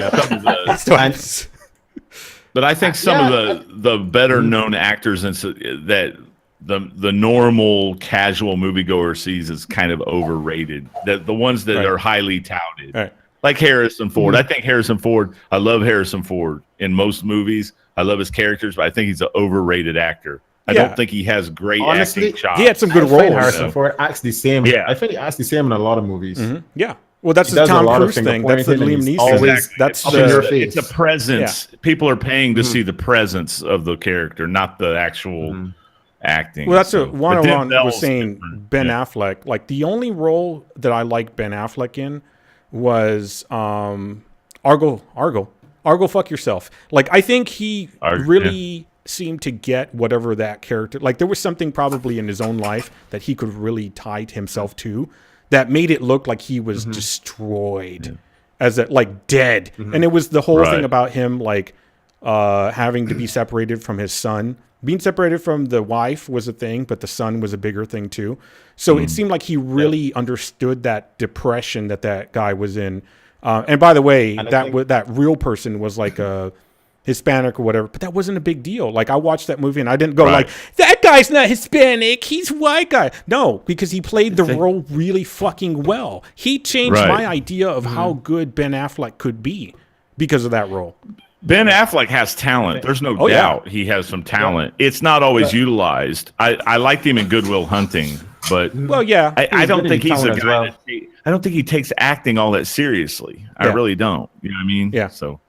Yeah, it could be. I think the issue is, like, for Ben Affleck, is that he will take a role that is seriously, but he will do jobs for money. Yeah, no, I think that he knows how to keep a job. You see him in Argo. You see him in Argo. You see him in Good Will Hunting, and then you see him in Daredevil. And you think, what the fuck? Yeah. You gotta make money. This is complete. I think Ben Affleck needs to be. I think he takes his job. He takes his acting seriously if he has more.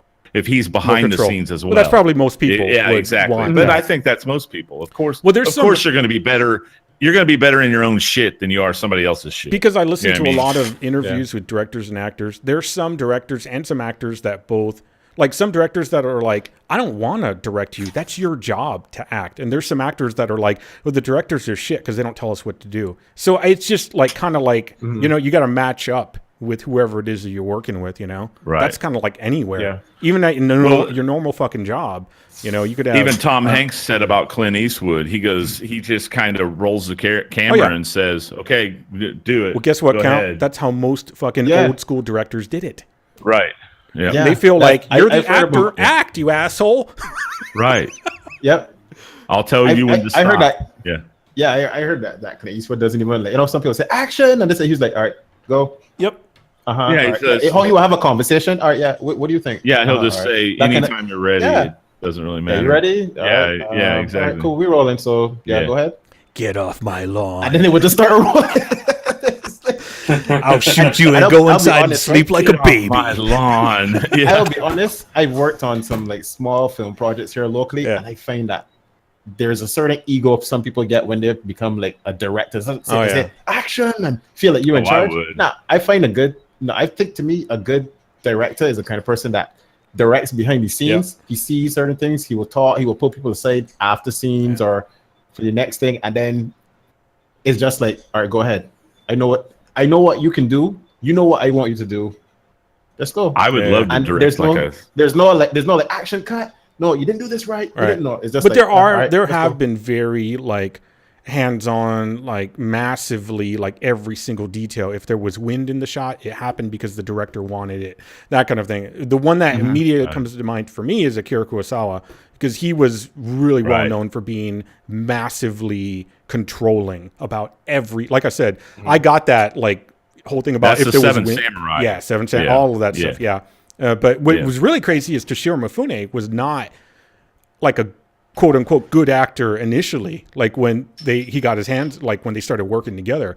And actually Toshiro Mifune, who played most of, you know, like the crazy guy in Seven Samurai, but he was just real kind of wild and did whatever the hell he wanted. And it just worked out because he happened to do something in Japanese culture that wasn't done a lot, which was emote. Right. Yeah, that doesn't happen very often. Well, at least back then for good. Right. But I don't know. We got way the fuck off. Yeah. I don't know where we're at. We're in video movies. You know that happens when I'm here. Yeah, you know true, that it's happens. true. I'll say. It's good though. It's not bad at all. Let's talk about this. Debatable. I mean, you guys want to close up on some of that? I don't want to like fully cut you all off, but no, I'm good. 1:30, an hour 30 in. I want to kind of like go through some. Yeah, go ahead, Graham. Before we got to movies, we were talking about like trials and stuff. Today is the 1 week, 10 hours of gameplay Gears of War 4 trial. Oh shit! God damn it! I got to try that. Yeah, I got to go get that. Yeah. Gears of War 4? 4. Oh, Correct. great game, man. I love that 10 game. hours of gameplay. I actually completed that game. It's nice. Yeah. It's good. I love the final boss battle, too.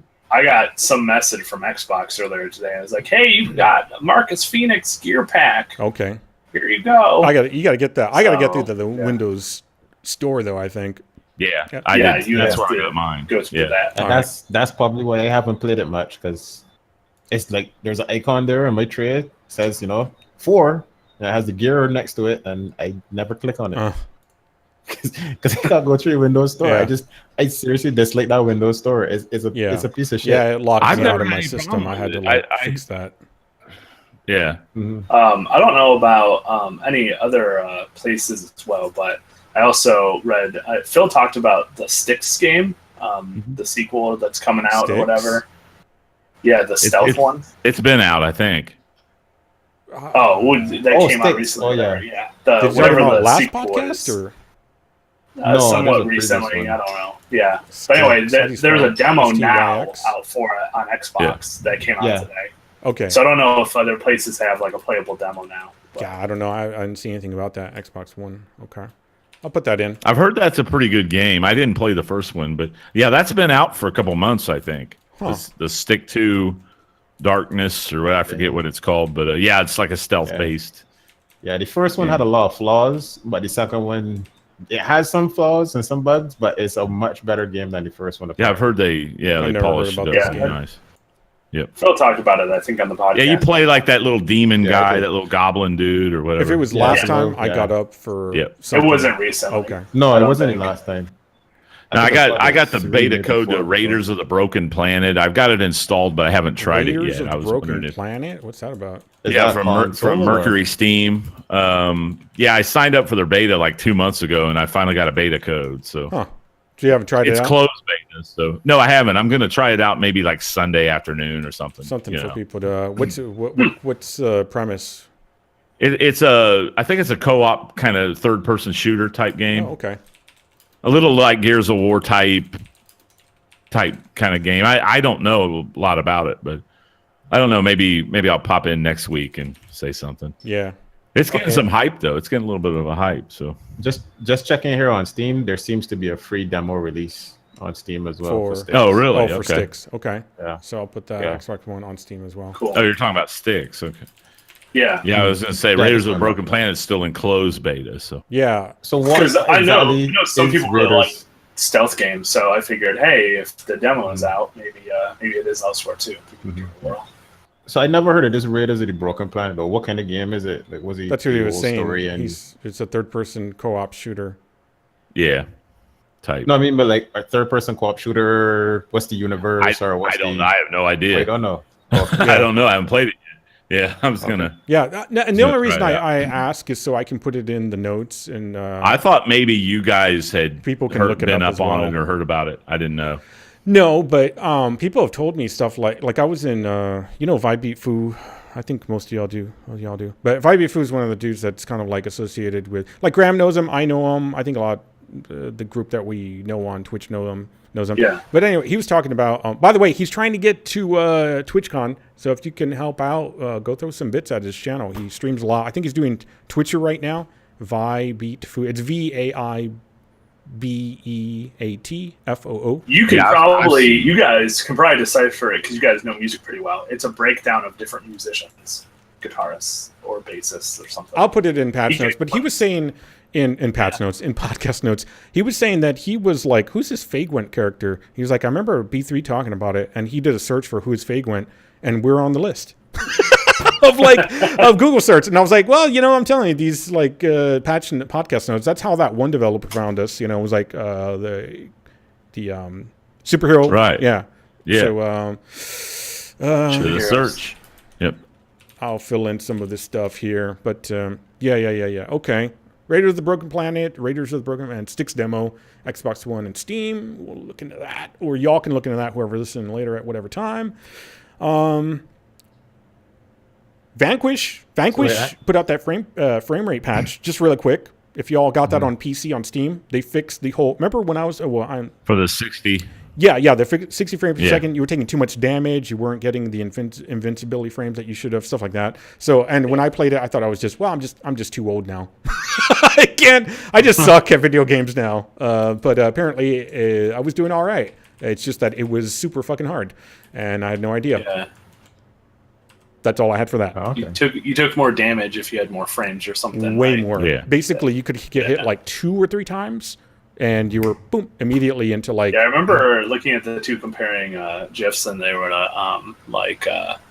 probably like 1/3 of the time. Like you could die 3 times in the process of the other one dying just once. Oh yeah, dude, it was insane. Have y'all played pretty Friday the crazy. 13th? Yeah, we talked about Wanoban in chat. We talked about Friday the 13th in the last podcast. You can check us out, b3gamingcast.com. Go there, and that's all. You should get the last podcast there. You can also go to Podbean, b3gamingcast.podbean.com, or go on to iTunes if you have iTunes and check out B3 Gamingcast on YouTube, B3 Gamingcast. Yeah.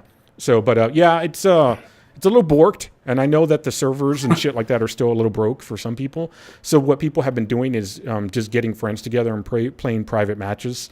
I was watching the Twitch streamer doing that the other day. And for me, the game looks not impressive, but for people that like that kind of thing, because you have voice chat, they were having unlimited amount of fun. They were just like hilarious garbage going on in the game. Jason would catch somebody. Are you talking about Friday? Yeah, Friday the 13th. Yeah. Jason would catch somebody, and they'd be like, no, hold on. Who do you want to kill the most? Maybe not me. They were just trying to make deals. Yeah. So trying to barter with a. They actually call that making blood sacrifices. I guess you can fend him off with the pocket knife. I guess you stab him in the eye with the pocket knife and he'll drop. Firecrackers too. You get the firecrackers and he freaks out. People make deals with Jason to. They say, fuck over their friends. I'll help you catch 2 or 3 people. There you go. If you just let me go. Yeah. That's hilarious. It's hilarious to hear all the deals that people come up with. It's funny as fuck, especially to hear it like on a stream. Yeah. I got my money back for that game, but I will be getting that game down the road when it's cheaper. And when there's no doubt, because it's a game you can have some fun with. There's no doubt. You know, they got to fix it. Apparently, I was listening to like them talk about like, you know, the servers and all that. They just having problems that they couldn't fix and database issue or something like that for like, you know, you don't want to play a game, get disconnected, lose the progress that you did. Yeah, and then they patched the game and then the patch broke the game and then everyone lost their progression and then, And then some people just having problems with the interface itself and not being able to get to certain things. So, you know. Wasn't that weird when I was streaming it that how my game went wonky when I went back to the menu? Yeah. I remember that. I went back to the menu and it's like Game Show went nuts. It started dropping. I started dropping like 800 frames a second. Yep. I'm like, what? Yeah, that's weird. Whatever it was. Paragon does things like that too. My favorite part of your streaming Friday the 13th was your mimicking the facial reaction. Yeah, the facial. That was the best. Oh god. I don't think I clipped it, and I should have. That would have been the best. Because I didn't really see much of the beta gameplay. I saw like maybe 5 minutes of beta gameplay. You know, when everyone was playing it on Twitch. Yeah. You know, a couple of months ago, and you know, so it was kind of new. But I mean, it's the same old. It's not much different than Dead by Daylight or whatever it's called. But it's Jason though, and the world your arena is bigger. I like that part. Yeah. That Dead by Daylight arena is way too small in my opinion. I don't like that at all. Yeah. Yeah, the world is But huge. it's a fun game if you got some friends that want to, you know, play for a couple hours, you know, maybe an hour or two, you know. It's a fun game. Yeah, I'm pretty sure the people I was watching were drunk or high or both. Because to me, there's not a whole lot to the game. Like, I wouldn't get any joy out of it. It's just a dumb game to me. But people that are, like, fucking around, they're going to have, like I said, endless amount of joy with that kind of game. But they probably would have a good time playing Minecraft as well together, you know? So $20 game max. Yeah. That's a $20 game, and that's stretching it a little bit. Yeah. See, I wouldn't even want to play it. You couldn't. Even if you gave, I wouldn't want to play it. That kind of thing, you know. But well, that's probably not your. Yeah. That's probably not your thing. Yeah. No, exactly, and that has nothing to do with the game itself. It's just you're not a guy that likes to have fun. No, I remember having fun one time. You like to have serious, and I hated it, so I stopped. You know what I mean? Yeah. I just hate fun. I'm all about like maths. I'm sorry, I left out the S. Maths, and I like reading the dictionary. And on Friday nights, I like copying over encyclopedia full volumes. Pronouncing names. I just write them out again. Yeah. You practice pronouncing names. No, I stopped doing that when I was like 6. Yeah. But I did do that up to that point. Just right out the womb, just started pronouncing. In other words, Jander's like, fuck you, Count. Fuck CD Projekt Red. We know this developer. So Cyberpunk 2077, the thing, remember they were trying to like, we want to, copyright Cyberpunk, whatever, for their specific title was what it was. So they got some stuff stolen, like data, documents and all that. I think slices of the game and whatnot. And they went up to Twitter, on Twitter, and they're like, look, okay, somebody took this shit from us, and they're trying to ransom it. We told them basically to fuck off. So if you guys happen to see this out there, just be aware. It's not the current game that we have at all. In fact, most of that stuff's old. Even if it's not old, they're going to say that, you know what I'm saying? Because you're not going to... Of course. Yeah, if it looks... You always want to let people think that you're doing better than, right? You know, and they probably are. And who knows? The documents might show a certain date, and that'll prove it right there. My thing was like, any quote-unquote news media that goes out there and actually shows that shit, fuck you guys, whoever you are. Yeah, you know? Exactly. They should just say, hey, this stuff got out there and some people found it. We're not going to show it here. You know? That's it. If they want to report on it. So basically what you're saying is I should expect it on Kotaku then. Oh, yeah. Absolutely going to be on Kotaku, 100%. They love taking just piles of shit and putting it into an article. Yeah, it's amazing. Oh no, that's they're loaded with integrity, man. Come on, man. Yeah, like that one tweet that I put out there. They're like, even hardcore fans of Mass Effect Andromeda hated it. I was like, really? Because I know at least one of them that would defend it until that person died, probably, and played it and played it and yeah. So and then like Rakshal said that their opinions are wrong if they like the game. Oh, because he was making fun of Kotaku. Yeah. Yeah, it's a great. It's. They thought it was a fine game. It had some issues, but that's the way games are reported on nowadays. Everyone has an issue with any game, right? You know, right. So, and there was a lot of issues, and I've got a bunch of fucking info on that. And that's just the last thing I want to bring up because there's so much behind it. Real quick, Everything. There's a game called Everything. I actually had put a trailer of that up in the B3 Discord a while back. It's just kind of like this weird. You can control an animal down to like a blade of grass, up to like everything in this one planet or whatever. And in the background, there's the narration over it. Yeah, there's just a dude. Okay. Yeah, just talking in the background. Like, that sounds interesting. If you look at yourself in the mirror, you might see a reflection of yourself, or is it humanity? You know, it's just all this kind of philosophical stuff, but like what it sounds like from the 50s or whatever, those kind of old like mind washing kind of tracks to get you to think like a better person or whatever, you know. And I actually really enjoyed what I heard from it. You know, it was just trying to get people to think prospectively outside of themselves, and that's what the game is as well. You know, kind of like you control different things. But apparently, that game has qualified for an Oscar. That doesn't mean it was nominated or anything, but people were like, you know what? Wow. This can actually, if anyone wants to nominate this thing, go for it. We really think that the game trailer itself, the trailer, is a good piece of storytelling. Right. And the narration behind it, I think, probably had the majority to do with it, you know?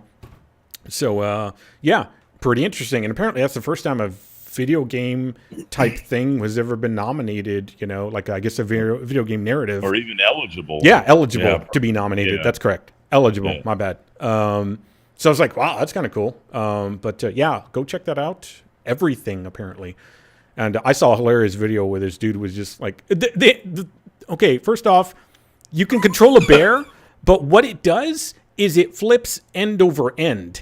It doesn't walk. It literally is like maybe standing, and then it'll flip onto its head, and then onto its back, and then onto its feet, and then onto its belly.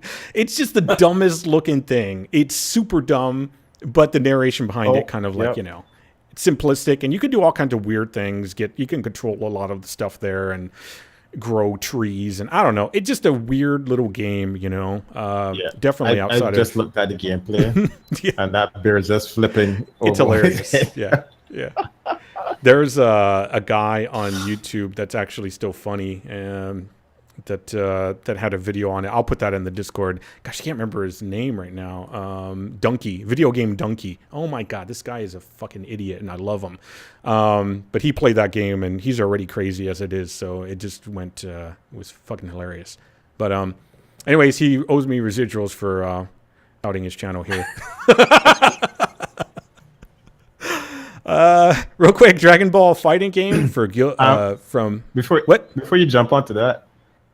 Yeah, I was kind of listening to that guy talking, like how you're saying it sounds like those. You know what that reminds me a lot of? What? Reggie Watts, where he starts to start on that like philosophical type way and just rambles onto. Yeah, it has that same kind of rambling, odd, you know, dialogue going on in this thing. But that's all I wanted to add. Oh yeah. All right, Count, you're gonna head out. Yeah, thanks, guys. I gotta go. All right, man. Thanks for hanging out. All right. Yeah, like I said. Thanks for letting me sit in. I appreciate it. Yeah, anytime, man. Thanks for joining. All right. We'll see you. That's Count. So, always bringing good derailment to everything we do in a good way. Yeah, no, like that. But if you go and there's some stuff from like in the 50s that was very much like that, like educational stuff or whatever, or people talking philosophy and theory and stuff like that. That's very much a 50s style kind of narration.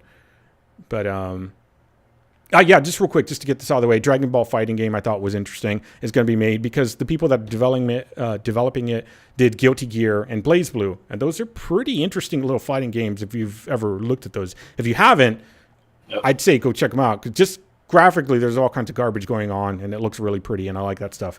But of course, everybody likes Dragon. Well, not everybody. A lot of people like Dragon Ball, and it's pretty popular. Yes. Anytime a good instance of that game can come out, a good fighting game version of it, I think there's some good potential here to have a decent game because those other two titles are not bad at all. So, we're pretty much getting down to it. That's y'all have stuff.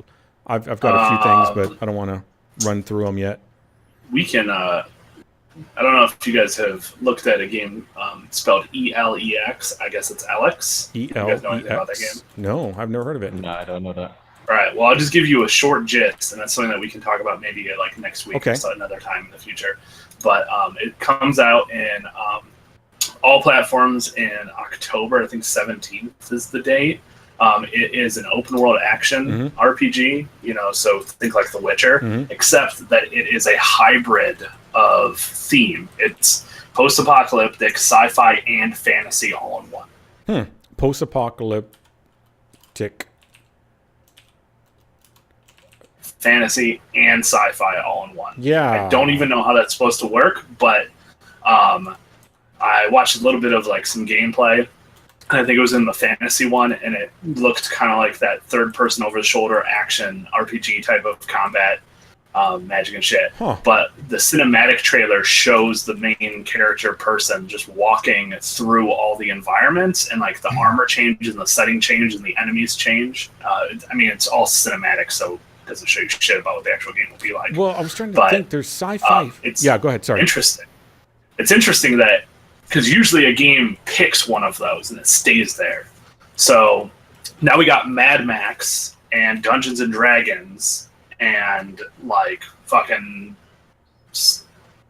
Battlefield 143, like all that shit, like all those different settings and enemies and everything shoved together.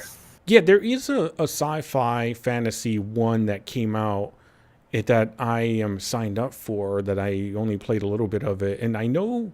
Like Panda played it too. I remember Panda streaming it. That's how it was a few years back, and I can't remember the name of it. I'm trying to look for it now, but there's definitely one out there. Yeah, ELEX. But isn't that generally how like a lot of these genres, like how Cyberpunk came to be? Like it was like a mixture of stuff. Particular, yeah. Yeah, I suppose Skyforge is what I'm thinking about. Skyforge, I think. Let me look at this. Oh, yeah. I know Skyforge. Yes, this is the one. I was supposed to play that, but never did. So there's gods in it. I still have a code for it. Yeah. It's been out for a bit. That's true. There's gods in it, but you also wear like fantasy-type armor and have swords. But it's honestly Final Fantasy is kind of the same thing. There's different variations of Final Fantasy mix, where there's technology and fantasy as well. But it's really interesting because it took me aback. I was like, oh, this is something that I don't really feel like has been done in the direction that they might be trying to go. Huh. But yeah. Okay. But yeah, it's pretty interesting. I think I just came across it earlier today. And it's not an MMO? I was like, I've never even heard of this. No. It's a single player I RPG? imagine it's a single player. It describes it as an open world action RPG. Interesting.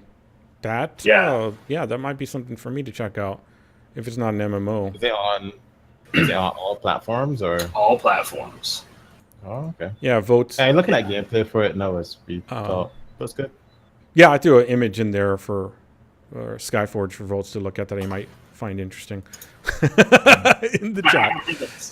That's so yeah, it's kind of interesting looking game. I think that game was really super grindy is what it was. But then again, MMO, right? What MMO is not grindy? Oh, geez, don't talk about Yeah, I know. I saw y'all's chat. I was telling Graham that the other day I had not been in the Discord for a while and everybody was kind of using everything and I was going to type something and I stopped myself. I was like, let me not ruin anything. People are using the voice channel. People are typing in chat in the other channels. I was like, I think I just leave it alone now. Just let it be. Yeah. I have a lineup of things for E3. Yeah, E3 2017 runs June 13th to the 15th. So Bethesda, known titles right now, Elder Scrolls Legends, which I'm not sure what Legends is about. Legends is a CCG. What the hell is a CCG? Trading or collectible card game. The Gathering, Pokemon, Gwent, it's a all that shit. card fighting game. Okay. Trading. CTG. Okay. I think I heard CCG for some reason. I said CCG. Okay, it's another term. Collectible card game, trading card game. Collectible card game. And the other thing they have listed is Quake Champions, which from what I remember, Volt said was pretty fun for him. I didn't like it, but then it has the meta of like jump everywhere, jump, jump, jump, jump. And that's just new for me, and I'm old, and I don't like anything new. All the Ubisoft games confirmed for E3, not very many. Assassin's Creed Origins, I don't know who even cares about Assassin's Creed anymore. It's like burned people, the wrong way. They went away from the lore. I know two people that are hardcore fans. But they went away from the whole lore, and then it just so much went away from, like, what do you even have to follow that series anymore? Like, the Templars are the good guys or the bad guys? I think they're the good guys now, and the Assassins actually are the bad. Everything's just all over the place with that series. What a twist. Exactly. Yeah. But a twist in a way that doesn't make any sense. I found it to be all over the place from the beginning. Yeah. Like, once you play a couple of the games, I also felt that way after the second game. Yeah. Well, I thought 1 and 2 actually were pretty decent, but I thought 3 was... Actually... 3 was pretty good. 2's gameplay was great, right? But I like the first one. Okay. 3 was the one people didn't like. One. I did not play that. Yeah. I think 3, the biggest thing that I remember going back on it is people hated the fact that it had like a 3.5 hour like tutorial-esque, more like focused, and it didn't open up until later. I think that's what I remember the feedback being. But I think people liked 3. It had a except long for intro. That really long intro. Okay. South Park. One of the what? I was just gonna say one of the other ones, Revelations or Brotherhood. One of those two people hated. I think it was Brotherhood. I think they hated Brotherhood. One of those two. I don't remember. I'm just throwing something out there. Yeah. Oh man, South Park. Anyway, go ahead. Just to get through this, South Park, the fractured butthole, or butthole. Far Cry 5, which has already stirred up some whatever people, which is good. A game needs to get people's attention. They're doing the right thing. The Crew 2, which I remember the Crew 1 being a massive fucking failure, and then some kind of new IP from Ubisoft. That might be the... I don't know. I don't know if it's going to be the whole... what was that game that the Division developers are going away and they're going to go develop on that other... Cameron... Oh man, what are the blue-skinned aliens that? In Mass Effect? No, it's some big movie Avatar. from Avatar. There you go, Avatar. Yeah, the Avatar game. Maybe it's that because it's an Ubisoft title, and I know they're going to work on that, so maybe that's the IP. But I doubt it, right? Because that just got started. Yeah, that just got started. I'll answer my own question. So for Xbox stuff, because I'm like, I can't remember. How do I expect you guys to know? Xbox stuff. Crackdown 3, never got into any of the Crackdown stuff, so I wouldn't know. But people seem to like it a lot. I also hate it. People like the first one. They hated the second one, and they wanted the third one to be like really good from what they saw. I never really cared for that series. And what the achievements were ridiculously hard was one of the things to do or something like that, collecting these things. It was collectibles. Yeah. It was just an endless supply of collectibles. It was like 1,000 things. Yeah. Blue aliens that everyone became fanatics for a bit. Let's see. Sea of Thieves, never heard of it. Don't know what it is. Oh, I have heard of that. That's a Microsoft thing, isn't it? Yeah. These are all the Xbox One games confirmed. Pirates and shit. Shit. I heard of that. I read about that like 2 weeks ago. I forgot all about it. If it's not like Assassin's Creed 4, Black Flag, then it's not going to live up to anything because that's the best pirate game. It's an MMO, isn't it? I don't know. That's what I said. I've never pretty sure it's MMO. I don't know. I'm going to look it up while you continue. Day of Decay 2, which Day of Decay, I thought it was State of Decay. Day of Decay 2. The first one was, State. Okay, all right. Fable Fortune, so another Fable game. I'm surprised. I thought that was died. Forza 7. Yeah, it should have been dead. Gigantic. I don't know what Gigantic is either. There's a lot of these Xbox games I don't know because they're console things. Phantom Dust. Ace Combat 7. I thought that series died. Assassin's Creed Origins, Battalion 1994, Call of Cthulhu.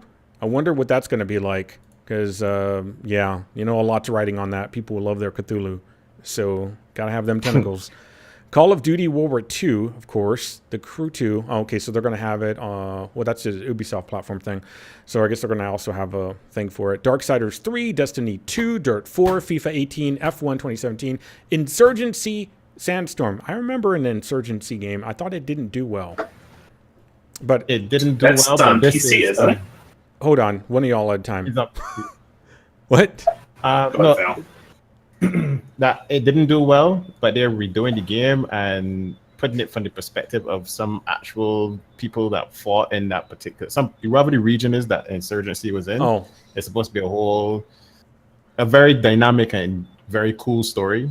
So, but I don't know how the game is actually going to be. But I just heard that the storyline for it is supposed to be like what actually happened that they're pulling from was supposed to be like a very, like, I guess, impactful thing for that particular region or something. I don't know. See, that's not what I thought it was at all. I thought it was about aliens versus like soldiers. Oh no, it's a first-person shooter military. Yeah, military stuff. All right, okay. Madden NFL 2018, Marvel vs. Capcom Infinite. Now the problem with Marvel that Madden game, that's actually about football. Yes, okay, that's fine. That's correct. Just kidding. Marvel vs. Capcom Infinite. Apparently, the problem with that is that Fox, I think, still retains the rights to a lot of the Marvel character, the X-Men. So there's not going to be any X-Men in Marvel vs. Capcom, which is bullshit if you know anything about fighting games. Because Wolverine and Magneto, goddammit, we got to have them in the game. Sorry. Makes sense. They've been in every... Okay. Micro Machines World Series, Middle-earth Shadow of War, which I think is turning up to be pretty interesting. I think people really like the first one, so unless they royally fuck this one up, it should be a pretty damn good game.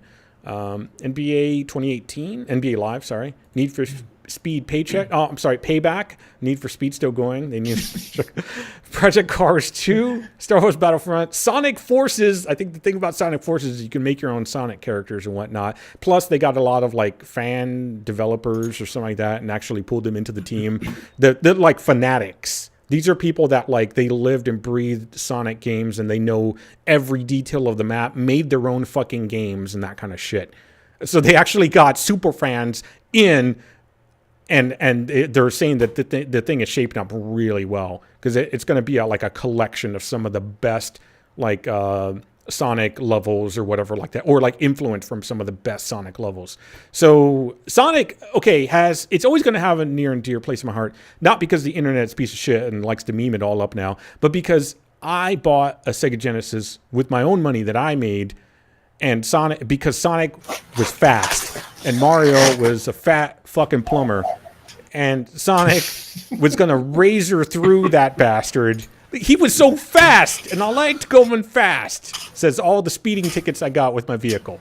So, yeah, Sonic Forces is gonna be good, I think. South Park again, and then that new one from the makers of Dark Souls from FromSoft, I think. Vampire.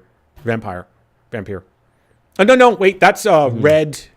That's something else. Vampire's one that's been talked about. I think Gamertron actually brought it up a fucking year ago or something like that on the podcast. Vampire, whatever. VAMPYR. I think that's advertised on Steam's front page now. Okay. Yeah, I'm gonna look that up. Probably said vampire. It's just spelled different. Yes, VAMPYR. It's more like an old style spelling. Yeah.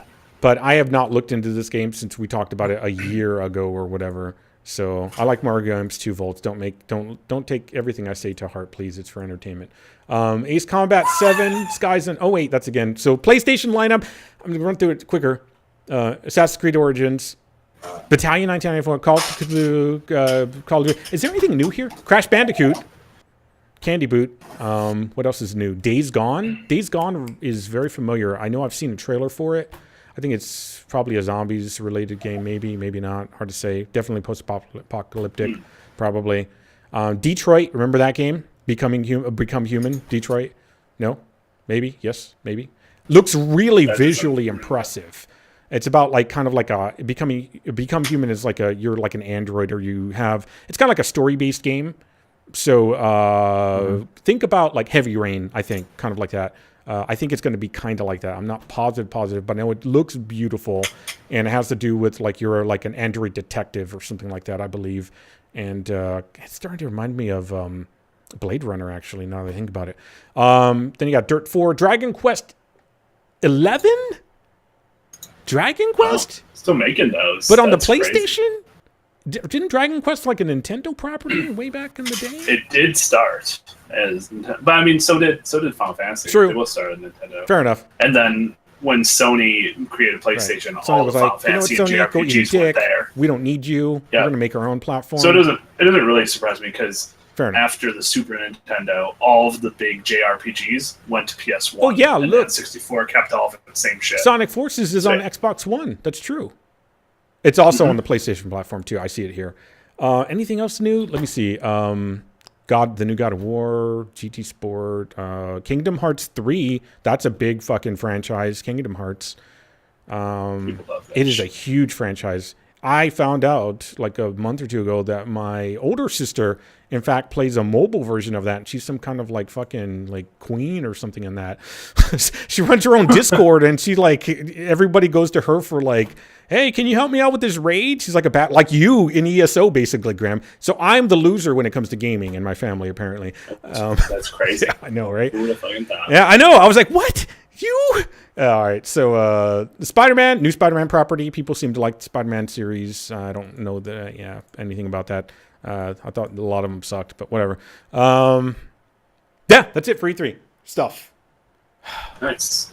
On loosely related notes. Yes. But not exactly pertaining to E3, but maybe stuff will come up at E3 Sure. for Microsoft. There was a thing like a screenshot, looked like a Snapchat of like a Halo game called Gravemind. Guaranteed there's plenty of dicks on Snapchat, I'm sure of it. Gravemind. I saw this article and I passed it up. Some kind of like Halo-like? Yeah. Gravemind is a character within the lore of the series. But anyway, the people, the higher-ups, have already like tweeted and be like, yeah, this is fake news, this is not real. Gotcha. Like, this is not a real thing. Yeah. So if you see stuff like that, don't get all hyped because they won't be announcing anything like that. Or they just probably want you to think it's Halo not game. real, right? Right. But it could be that it's completely nonsense, that it's not called Gravemind. Because the picture even had like a release date of October 10th, what you're 17, saying is and everything. I should have huge expectations of this happening. That way, when it Absolutely. doesn't, I can rage on the internet. Yes. So I can be a true gamer. Got it. Yeah. All right, fair enough. So for any of those people that actually still like really enjoy the Halo series, don't get hyped about that because it may or may not be real. Fair enough. They claim that it's not. Gamaton's right. We bring him on so he can make you cry. All right. It's Halo, so So he can shit on your dreams. Because if he's not going to do it, someone else will. Apparently, the Good Old Games Summer Sale begins now. Free games with purchase. I got some highlights here from an article. Let's see here. Witcher 3 Wild Hunt Game of the Year Edition, $25. Is that good? I don't know. Wasteland 2. Yeah, that's good. Is that good? Great. Wasteland 2 Digital Classic Edition, $20. I don't know. Saints Row 4 Game of the Century Edition, $5. Saints Row 4. Now, if you wanted to get into the Saints Row series, $5 is not bad for 4 being the latest one, right? I don't think there is there a 5? Yeah. Is there a 5? No, they never made Right. a 5. It's GTA 5 though. Yeah. Right. 4. Which one is 4? Oh, 4 is the one I didn't like. Oh. Yeah, 4. Speaking of preferred 3. Crackdown earlier, 4 plays like Crackdown. There you go. Okay. 4 Yeah, plays I like preferred- the Crackdown series. I preferred Saints Row 3 to 4. I thought 3 is where they really hit their element of absurdity, but still keeping to the same gameplay mechanics. that they had. Exactly. Is it as Exactly. absurd as what Volts just typed in chat? What the hell, Close. Volts? Yeah, pretty much. I think he just had a brain melt. My favorite is still Saints Row 2, but I think for the series, Saints Row 3 is the best one. Yeah, Volts, you're part of the Discord. Like I said, if you've got like something you want to actually say, let me know and we can drag you in here. So, but on Saints Row though, now that you mention it, I did come across something that they were talking about. I guess there was like slight spin-off, whatever. Like there was the last game was Gat Out of Hell or something. I said something. There's a previous one, I think it was Gat Out of Hell. Anyway, the next Saints Row game that's going to come out is apparently focused on Gat, and you get to actually play as him. Which, for people that have played through the whole series, they're like, "Oh, that's a really cool character," and I always liked Gat as a character. That's what that is. GA2. That's why there's something called Saints Row Gat Out of Hell. Yeah, that was like a previous off-spin thing that I didn't play. It looked really ridiculous. Huh. I think you had like a sofa chair that had Gatling guns in it. Okay. I don't know. That's I don't good remember. time. It looks really weird to me, but yeah, you might like some of the Saints Row stuff. Oh, recently. I'm pretty sure I would like it because it seems hilariously stupid. And oh yeah. Saints Row Get Out of the Hell play one is, I guess, Gat, and if you have a co-op partner, I forgot who it was. Kenzie is super nerdy chick who's really into S&M and shit. And apparently in the plot, that whatever happens in that is right on Kenzie's birthday. So I see. So this is all like lower shit, I guess. Well, I was gonna say it's all kind of like pandering. A lot of it, right? Okay, that's fine. Yeah. Sometimes you need to be pandered to. Yeah, so that's the stuff. Good old games. I know Steam Summer Sale's coming up at some point. I was going to look through real quick. Bundle Stars. I know that I was sent something the other day because B3 GamingCast has got an affiliation with Bundle Stars. So if you go to Bundle Stars through our website, that's our affiliate link going through our website. You go B3 GamingCast / gaming deals, I believe. It might be all one word. I'll take a look right now. But basically, there's some pretty good deals, and I'm going to find some real quick here. It's just game dash deals. AAA game sale.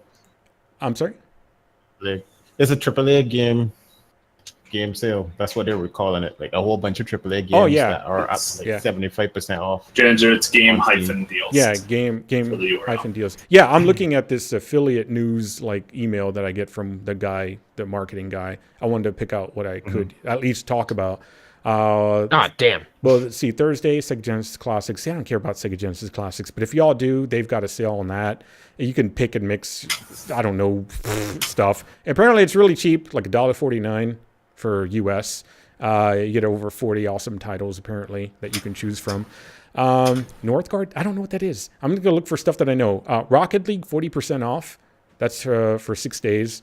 That's a really popular game. I don't know how much 40% off comes down to. Let me take a look real quick. That comes out to $11.99. I don't know if I'd buy it for $11.99, but that's, if that's cheap to you, go for it. Tekken 7 still has a 12% off on the standard and the deluxe edition. What's this Vanguard thing? Vanguard's a bundle of stuff. It looks like some indie games or whatever. But yeah, they usually try to pack a bunch of games together and sell it really cheap, like Jackbox Party Trilogy for 60% off.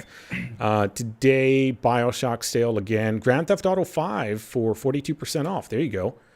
That might be worth it. How much is that going to come on to? That's on where again? Bundle Stars. See, that comes out to 34 something Canadian. It'd come out to probably $40 or something, maybe. So yeah, exactly. So even though it's 42% off, it's still fucking expensive. Yeah. You said something AAA titles, Phil? I'm not seeing that here. Yeah, well, it's on their site. Well, they got Arkham Knight, LA Noire, Mortal Kombat XL. Yeah. A bunch of the Grand Theft Auto games. Gotcha. What was the other stuff that was on there? Max Payne. Right. 65% off. Max Payne. Yeah. Okay. Fair enough. Sorry, Max Payne 3, sorry, I should say. Oh, yeah. You know what? Yeah, that's got a pretty good story. I remember. Okay. Yeah. But Humble Bundle, what does it got? Apparently, Dark Souls 2 out on. We're not affiliated with them. Just kind of throwing something out there because I see this email. If you subscribe to Humble Bundle right now, you can get Dark Souls 2, Scholar of the First Sin, and you too can shit on it, just like everyone else that hates it. I'm not one of those people, but apparently everybody loves to hate it. So it has its odds. Huh? People do hate it. It's people hate it. Like there are some people that like it, but most people hate it. I'm pretty sure I'll like it because I'm not most people. Oh, that means I'm better, right? No, it means I'm weird. All right. So, deals. I don't know. You guys know of any other deals? Right. There were 2 deals that were either tweeted about or or put in the B3 Gaming. One was like, "Hey, Payday 2 is free." Turns out it's not really free for a bit, kind of. There's like 5 million copies, so that's a lot. But it's also just the core game because none of the DLC is available to purchase anymore because they're going to be repackaging the game in a bigger bundle, apparently. So you can get the core game until they run out of keys, basically, if that hasn't already happened, which I would imagine that it might have. I actually went to check and see, and I was able to get the game on Steam. Hey, there you go. So apparently nobody wants the game. Just kidding. I don't want it, but I just did it just to check and see. I bought it a long time ago. Yeah, so I actually it doesn't appeal to me. I don't know. I bought it, but at the same time, I was probably playing Warframe. So the difference between mechanics of the two is so huge. In one, you can flip around and slide, and you got melee. And the other one, you walk like you got poop in your diaper. So it just... when you start off, you're slow. You're the so skills slow. just speed you up. And also, since I was like a scrub level, I had no scope. I don't know if there's scopes higher up. I imagine there are. But I was just... You have to acquire them. It just sucks when you're a baby, like Thief. Yeah. It was not a good time for me. It was so slow. I think it's better if you play with a team of people, but I was playing like by myself, like with randoms, and they were like, "Why are you doing that, you stupid fuck? Get over there!" Blah, blah, blah. And I was like, "Oh my god, I don't ever want to play this game again. Why would anyone want to play that?" I had a moment. I believe I was playing on Death Wish when that was the hardest difficulty at the time. I picked up a key card, but the guy decided to quit that match and kick me out. Yeah. All because I picked up the key card. Exactly. What he wanted to do is time it so that the 2 players can pick up the card at the same time, which basically duplicates it. Oh, yeah. Well, see, you ruined his like good time, which was cheating the system. So therefore, you're not playing the game right. He could go fuck himself. Yeah. Because what's funny is prior to that, I jumped into the lobby. He was pretty much going through players. If they didn't have a infamous level of 5, I was at infamous level 2, and he said, "Yeah, you're good. We can deal with you." And he was, every time that someone joins, he kicked them out if they went infamous 5. Right. So he was basically screening people. Right. Which, I mean, to be fair, if you're going to do something at a certain difficulty level and that's what's required, being an asshole about it or not, it's just what's required. I can kind of understand that, I guess. I don't really know the game that well, but if that's what's required, that's what's required, You heard it here on the B3. Guys understands about being an asshole. It's true. Hey, I played MMOs a lot. That happens in MMOs all the time. Oh, sometimes you don't have the right you gear? got to be picky if you need to save your own time or whatever. Yep. If you have goals to accomplish and whatever. Yeah, sometimes those things are so difficult that by the time you get don't through have time them, you don't want to do it be again. the guy who struggles to carry through somebody that you might actually complete, but it takes 5 times longer. Yep. Yeah. So, yeah. Volks, I want you to unequip that LMG. That weapon sucks. Equip a better weapon. Right, that's correct. Now, there's a difference between that and then what your whatever group was trying to do, where they were trying to duplicate an in-game item. That's just, you know what? Go fuck yourself on that point. Not you, them. Yeah, that's just some bullshit. So whatever. But yeah, MMOs, that elitist attitude, I had enough of it. I didn't even like it when I was there. I understand it, but it's not why I play video games, I do get it, but it just isn't always fun for everyone like that, and I'd rather have fun. So I'd rather have fun than win. I really would. So true. Any other stories before I go into this big Mass Effect Andromeda thing? No. GTA. GTA Online has a new gun running update coming out this month. Next month, Dead Core, which is an old game on PC, is coming to PS4. It's a first-person speedrunning platforming game. Dead Core. That sounds really familiar. It looks pretty cool. Okay. You like jump around on whatever. It's like every level has like 2 avenues that are like the main ways to go through it, but there's lots of different secret things that you can do, and you got like a gun that shows like your time on it, and you have like a set amount of ammo that you should use to either shoot like these blocks that open things or enemies that get in your way or whatever. First person. First person. Okay. First person platforming speedrunning game. Okay. But yeah, it's coming to PS4. All right. But it's been on PC for like 2 or 3 years. Okay, that's probably why I probably have seen gameplay of it. Yeah.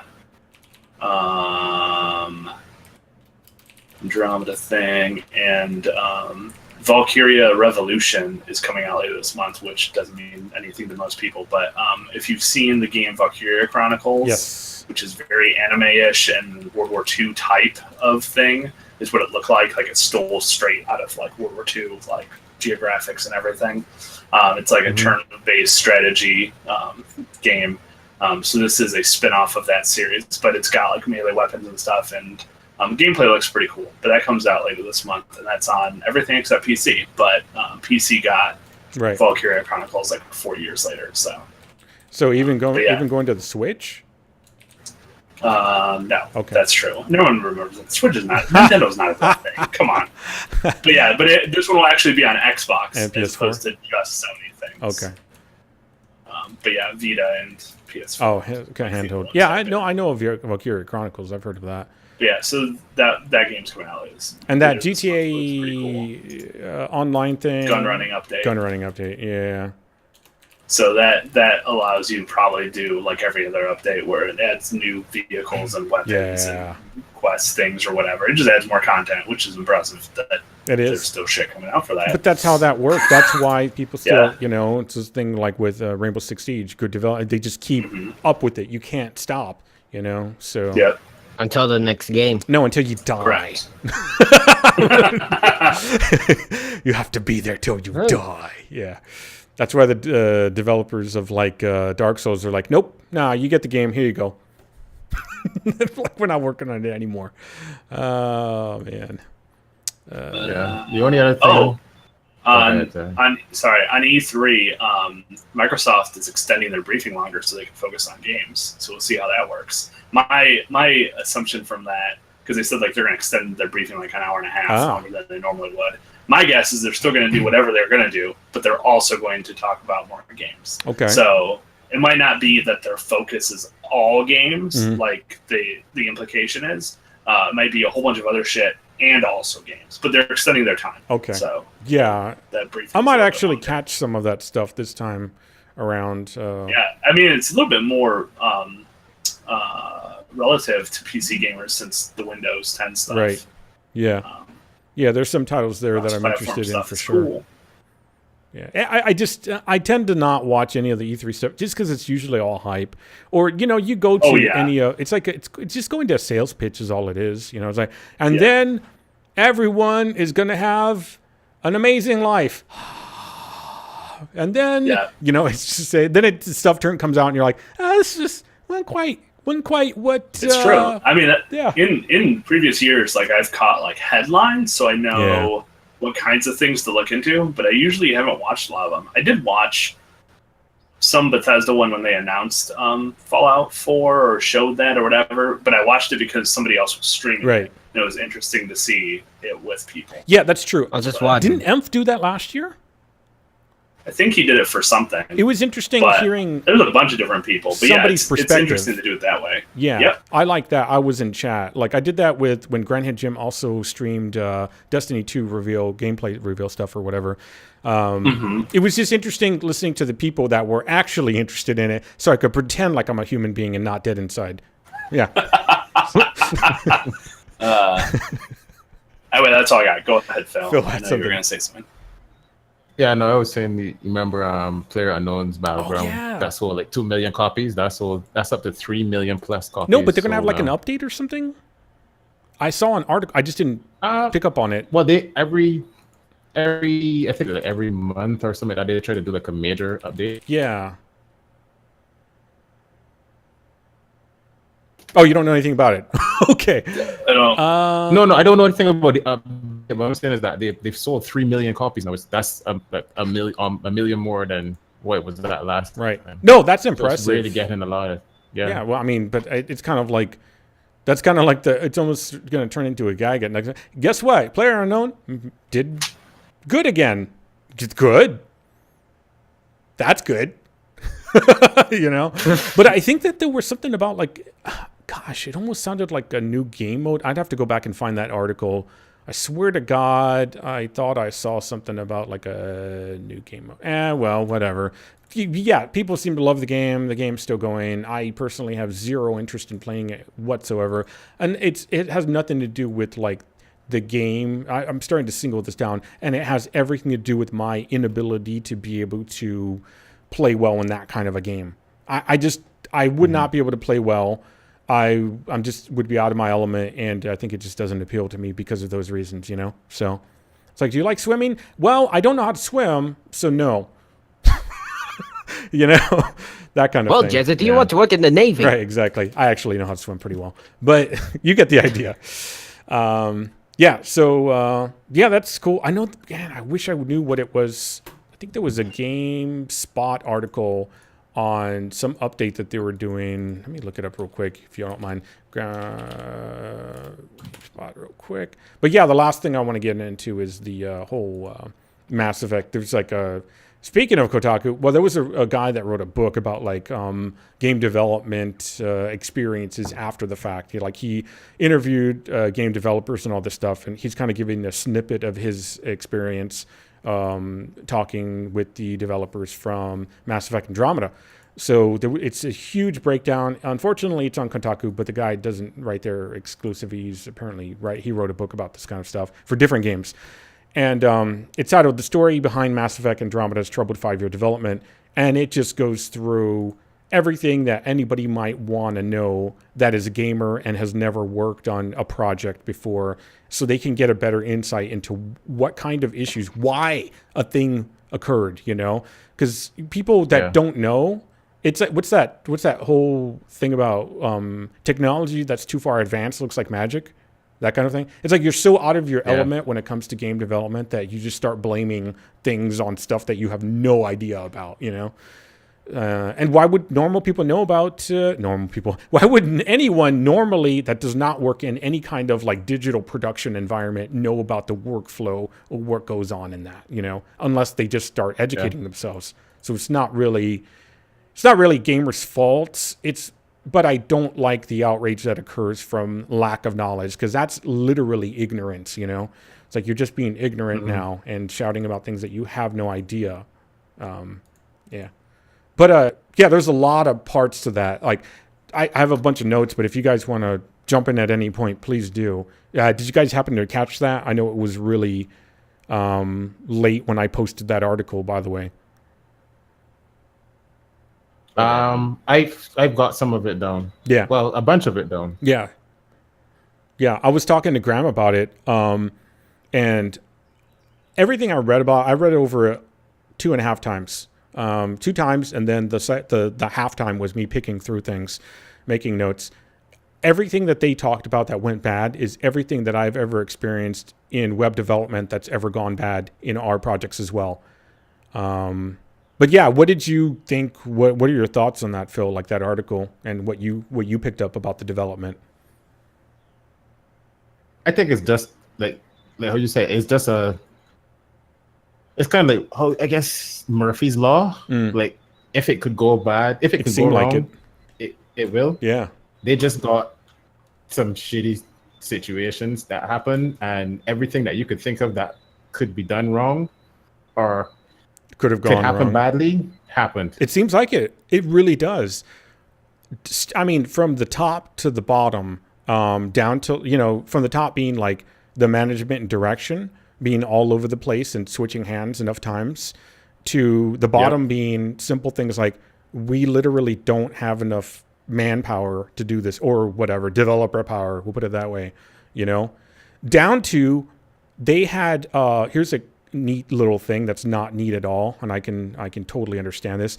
BioWare apparently decided during pre-production phase, which means within the first year or two, that they were going to switch animation programs from 3D Studio Max to Maya. Now, I've worked in Maya, and I've opened up 3D Studio Max, and I'll tell you what, I worked in Maya for a year when I was doing 3D like animation and whatever, modeling, right? That is a very difficult program to work in.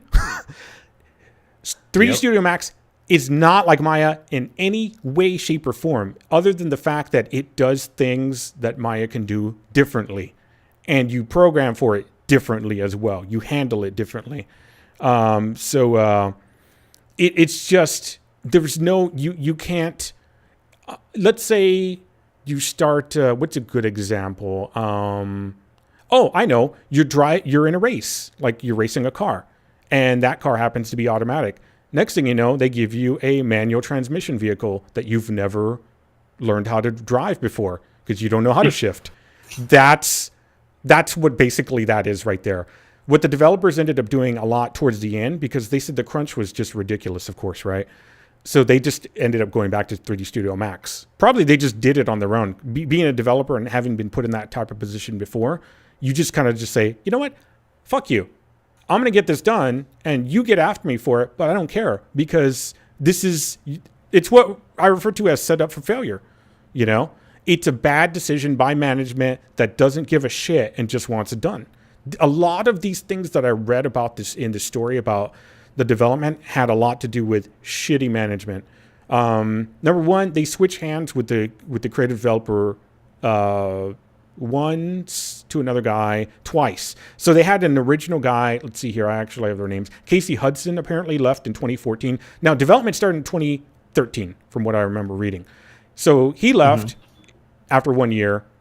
And that was the guy who had initially been with Mass Effect creative direction for the longest time.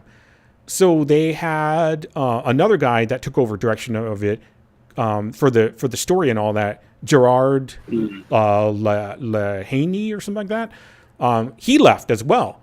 It didn't say when he left, but it just said not long after. So I guess either in because one was in August of 2014. So either in August in 2014 or early 2015, maybe that guy left. And so who they had after that was BioWare brought in longtime Mass Effect writer Mac Walters. So this is the writer at this point, not the creative director necessarily. Granted, he's the writer, so he's probably got the big picture overall of, what he thinks would happen. So a lot of the interviews that were done with people anonymously, they apparently, you don't want to be called out for anything as one of the developers, you probably get in trouble. They were saying that basically there was no direction for the first, pretty much 3 years or 2.5 years. Things were all over the place. And so all of the pre-production time where they normally would have gotten a slice of the game itself, kind of this is how, flying a ship and landing and all this is going to work in the game, and you actually could play it. There was none of that done.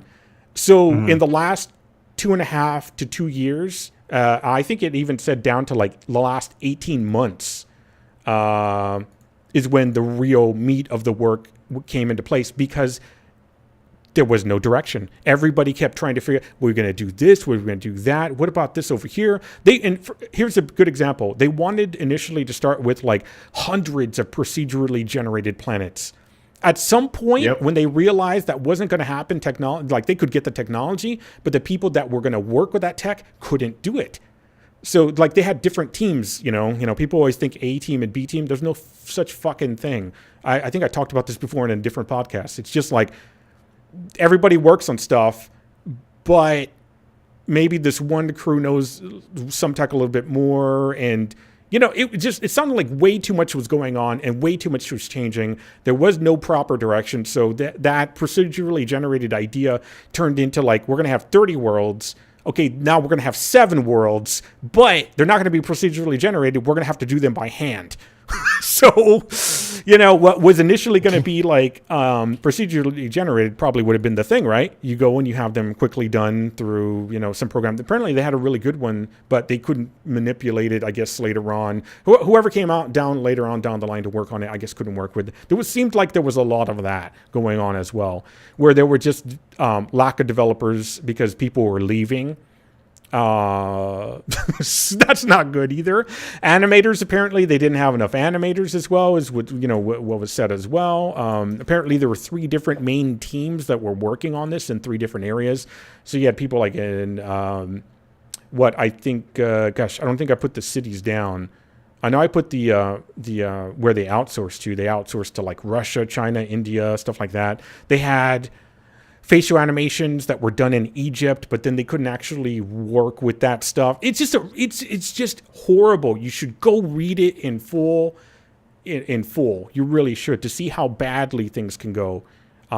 And in my perspective and in my experience, it was because of lack of proper direction and handling. They said once that guy came in, the Casey Wilson, I think is what his name was. Casey Hudson? No. Not him. Mac Walters. Mac Walters. By the time he came in, though, it was like 2 years later, But he started actually saying, we're going to do this. We're going to do this. He actually started giving some direction. But because they had fucking gone back and forth over story, none of the story was actually started until like way later. Like everybody crammed everything in the last 2 years is what it sounded like. So yeah, everything was garbage. It's like you're not going to have a level of polish when you're still working on the fucking game. Like the people that normally would handle like, all of that kind of stuff, they had to work overtime. And what happens when you have to work overtime? You start screwing shit up, or you just say good enough, So just the engine they were working with was the Frostbite engine, and apparently that's great for first-person shooters, but they've never done an RPG with it ever. So they said that all of the normal things that you would think, like inventory management systems, all that stuff, they had to write all that from scratch because that system doesn't have it like for an RPG.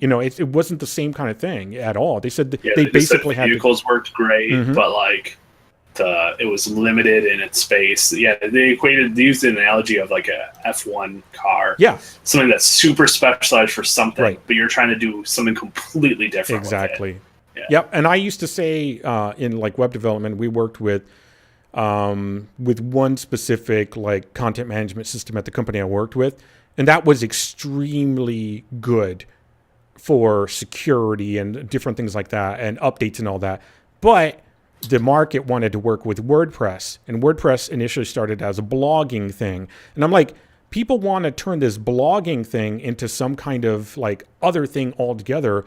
You're basically making us hammer it into something that it never was intended for in the first place. It's not going to work well, versus actually using a tool that was developed for it. Yes, we can go and hammer the shit out of this thing over here, but the time that it takes for us to do that is going to probably equate the cost of the thing that was already done over here, but has good security and was intended for it in the first place. So that's why it probably has good security and has better updates and all that stuff. And I hate WordPress. Anyways, I hate it because people start looking at it as one kind of solution for everything, and that's not the case. But that's what it looks like they did here. They tried to use, why they did that? They probably wanted to use, number one, the in-house engine. You don't want to put a front-run title on somebody else's engine, right?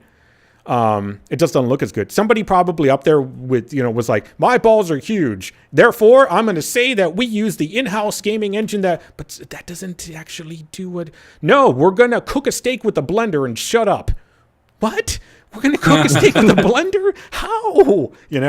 So then they're just like reverse engineering the blender to get it to like heat up metal. I'm sorry, analogies, but yeah, it's just it's a horrible fucking amount of errors. And the sad thing is, I could recognize and understand and felt bad for all of the developers because I've been through a lot of this shit, So yeah, you can relate. Yeah, big time. But yeah, that's my rant, honestly. I mean, that's what I was saying. What thoughts do y'all have before I go off? I didn't have any of the specifics that you had, but that was the impression that I got, that it was just every time something went more and more wrong. Oh, yeah. And that no matter what they tried to do to get ahead of it or try to control it or whatever, that it was all for naught because then something else would come up. And they're already working in conditions, circumstances that were not great, which is what you were saying, working against the things that they're using. Yep. The tools. Yep. Improper tools and all that. Yeah, like You did say, but yeah, it's pretty interesting. I mean, all things considered, I'm more impressed with what it ended up.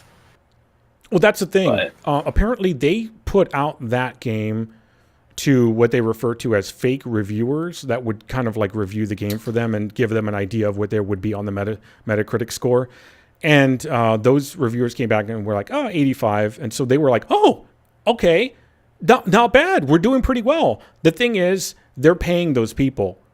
Right. And if you're getting paid to do a job and you're going to talk negatively about somebody, no matter if you're doing the right thing, you're still going to look back at like, oh, this guy just tore our shit apart. You know, like, I don't know if we want to like employ him. Nobody likes that harsh criticism, you know? So yeah, even if you had like one thing that you could critique, you do soften it up. you might curtail so it. much. Yeah. Yeah. Yeah. You like sandwich it. You say something about that flaw that's really good, Yep. and then you say what the flaw is, and then you say something else about it that's really good. Because you want it to sound good to your audience. Graham, you did a thing. I'm not going to totally shut on. Well, that's not me. We know me. But someone did a thing, and someone else is not going to totally dump on it. They're going to be like, "That's pretty good. Yeah, that's B plus." And then I look at it. I'm like, "This is wrong. This is wrong. This is wrong. This is like at most like a C minus. What are we doing here? Yeah, you know." It's like, but within the artist is like, what? This guy's an asshole. But the other person told me, clearly it's good, and that guy's just an asshole. It's hard to tell, like, who's telling the truth, who's really getting a perspective of it, especially when you're so ingrained in a project. Everyone else that's not been working on the project for fucking 5 years is going to have a better perspective of it than you are. You're going to know the ins and outs of it, but that's the problem too.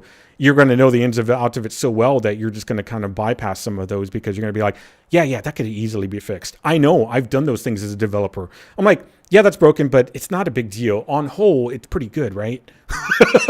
Yeah, exactly. Oh, it's so bad. It's a must read, I think. It's a really good article. And more importantly, it shows how much without that, this is one of the things I used to talk about in web projects that I would do, is without proper direction, without people giving the developers good information on what road they're going to go down, their hands are tied sometimes. So a deadline might come up and they're like, but what do you want me to... And I've been in that spot too many times at the company I used to have. It was horrible. It's like, I know this deadline's coming up and I know this structure's supposed to be done, but how do I create a structure for content that doesn't exist? And I can't make that because I don't know what the content type is. Is it triangles or circles? Is it squares? Is it some other, is it an L shape or, it's like an X?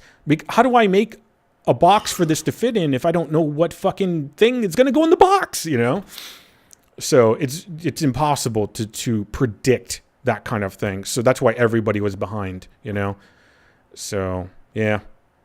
Just real bad run. So the sad thing is, mentally, they also looked at like, well, they're bringing this guy, the other guy from over here, this other director, and he's going to just change everything we did. There was all that kind of stuff to deal with too, Plus, there were 3 different studios. I think one in Montreal, one in Austin, and one somewhere else, and I can't remember where else. Edmonton, yep. The headquarters. Edmonton, yep. So apparently they were all kind of like this office kind of politics bullshit was going on.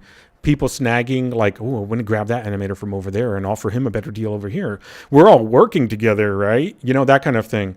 But there's still that ego of like, well, our team did this. Our team did the fight, the combat, Oh, but look how good. Our part was great. It was they fucked up over there, that kind of stuff. So you still had all of that egotistical garbage that was going on too. Because it's impossible to not do on big teams. It's just impossible. There's always going to be some asshole in there that wants to like, make a mark before he leaves the company. So, yeah. It's a sad story for me to read, but it's also more of the reality of things that I really know very well. So, which is bad. And like at the end of the day, they ended up breaking up the Montreal group, from what I remember, and just fucking scattered them, because they don't look back at it as being the fault of the management or production management or any of that. They look at it as like, oh, the developers, well, fuck them, break them up. But Yeah, it's like, yeah, it's like sending somebody to the store but not telling them what to get. Hey, go get that thing at the store. Why aren't you back yet? What am I getting? You know? Yeah. Come on. Wait, which store? Oh god. Did you want Subways or McDonald's? Which one? Yeah. No, I want tampons. Where's my change, bitch? I want tampons. Actually, wait, no. Peter Pit or Subway? There we go. Peter Pinto? Peter Pit. Peter Pit? It's a pita Pita Pit. Pito. Yeah. We don't have pita pits. You get. Okay. I guess Is it's a it Canadian like a thing. Then. pita that you keep in the armpit? Pita pit? It's so like Subway, but you. Why are we talking about restaurants? That reminds me of a place in college called Pita Pete's. Actually, like pita That bread. place was so good. Pita related. Yeah. Basically, so like in the way of Subway, where you can ask him, I want grilled chicken in the pita with lettuce and all that stuff, and they'll wrap it up for you, and there you go. Yeah. Yeah, it's bad. Bad timeline, crunching, all that stuff, technology changes. Then you had the stuff of like outsourcing to different little places in Russia, China, India. And it's hard enough if you can't even work with the three, companies that you have that are in the same company technically. Yeah. Trying to get stuff that's outsourced and get it right too. I mean, it's just going to be a nightmare.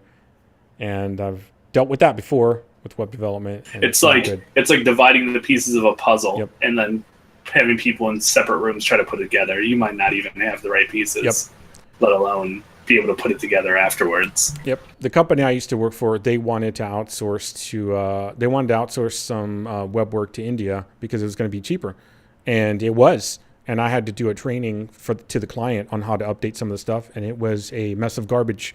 It came back with security holes in it. It came back with structure that was like intended for developers to modify, not for standard regular people to make changes to. There's nothing against specifically India. It just was a fact that that's where it went to. Right. Yeah. And they definitely did a cheaper job. But I had warned one of the partners in the company saying, "Look, I have nothing against us doing this. The problem is we have communication problems currently in the building that we're in." That might be another reason why I'm not where. Who knows? But and sure enough, it came back and it was horrible. And at the end of it, I was like, we're never going to do that again, because I had gotten up to like managing production. And to me, I can say these things because I'm managing people's lives here at that point. This is their livelihood. I'm not going to have the developers look bad or the company on the whole look bad. It's our product and our name. So. Yeah, so whenever if you can't do good communication inside, never fucking outsource. You're going to make it even worse.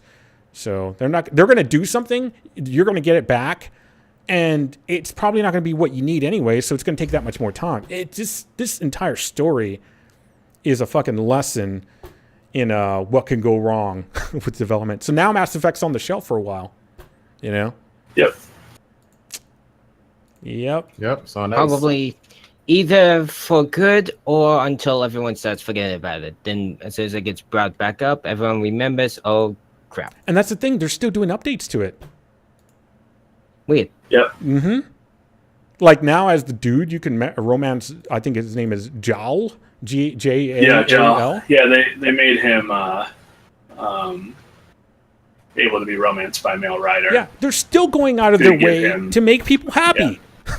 Yeah. Still accommodating to the audience. Yeah, it's not the fucking developer's fault. It's fucking like top management's fault, more than likely, from what I can tell. Who's stupid enough to say, you know what, we're going to take out this engine, you're going to work with a totally different engine, same timeline? It's ridiculous. Not the game engine itself, I meant the animation. There was no animation portion of Frostbite, by the way. It didn't have an animation system, so they couldn't work with it. It's just so dumb. Let's pick the wrong tool for the job, and we're going to try to reforge that tool. Just stupid. Oh, God. Oh. I associate so much with this. Like, I really understand this story. Anyway, I'm done ranting. Well. But yeah. How do we top that? Well, I don't know. If there's anything else. That's the end. Yeah, I think that's the end, unless there's anything else you guys want to bring up. No, but if anybody is listening out there, whether it be the live or the or podcast, if you guys have anything of interest of topics or questions on anything, feel free to let us know. You can find contact information, I believe, on the website or use the Twitter. Twitter twatters. B3 GamingCast. Look for it wherever. B3 GamingCast. Twitter, iTunes, YouTube, Twitch. Yeah. Phil, did you talk about Black Desert? Oh no, you didn't. I didn't, but that's a long discussion. Yeah, it's I think I'll save that 249 for the next episode. Shelve it. B3 GamingCast also does, some community streams every now and then too. So drop us a follow on Twitch. We'll do it next time on last time. Now it's going to be next time again. God damn it. What are you talking about? I did one like on Tuesday or something of this past week. Graham was there for like the entire time. Jeez. It was the same time you were drunk, Figwent. Yeah. Oh no, I think he's talking about Black Desert. Oh, sure. Yeah. Context. Discussion. Sorry. Sure. Yeah, it got bumped. So what? It's not a brand new game. it's not vital. It can get bumped. It's okay. I know. Plus, it is a big topic, and I don't want to brush it over. Dude, we've been doing this for like almost 3 hours here. We're tired. Sorry. Yep. All right. Yeah. Like Morrowind. I'll talk about that next week. Yeah. That's why. Sorry. That's why I'm like, hey, if you guys got something steady, Hey, no worries. I'd rather go with the flow and I had the technical conversation issues in the going. beginning, so Yeah. I can jump in on that. Fair enough. All right.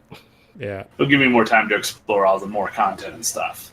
Be like, blah. Yeah. But I did see that question in chat about like the favorite arcade game from the 80s. I'll come back with that 80s. next time. So, Yeah. because I don't really know what the fuck came out in the 80s, honestly. I'd have to like actually think about or look it up. My brain's. Well, it's very garbage. little and probably had no idea Yeah. what to do with it anyway. Yeah. I don't know what came out in the 80s versus the 90s because I just don't know arcade games that well. Even though I played a shitload of them. Okay, we're out of here. But anybody that wants to, B3 Gaming Cast, or not cast, but B3 Gaming Discord community video games tonight. I'll be around for sure after a little break. But thanks everyone for listening, and we'll see you next time. Adios, everybody. Thanks for listening. Yeah. Unless the planet explodes. Oh, God.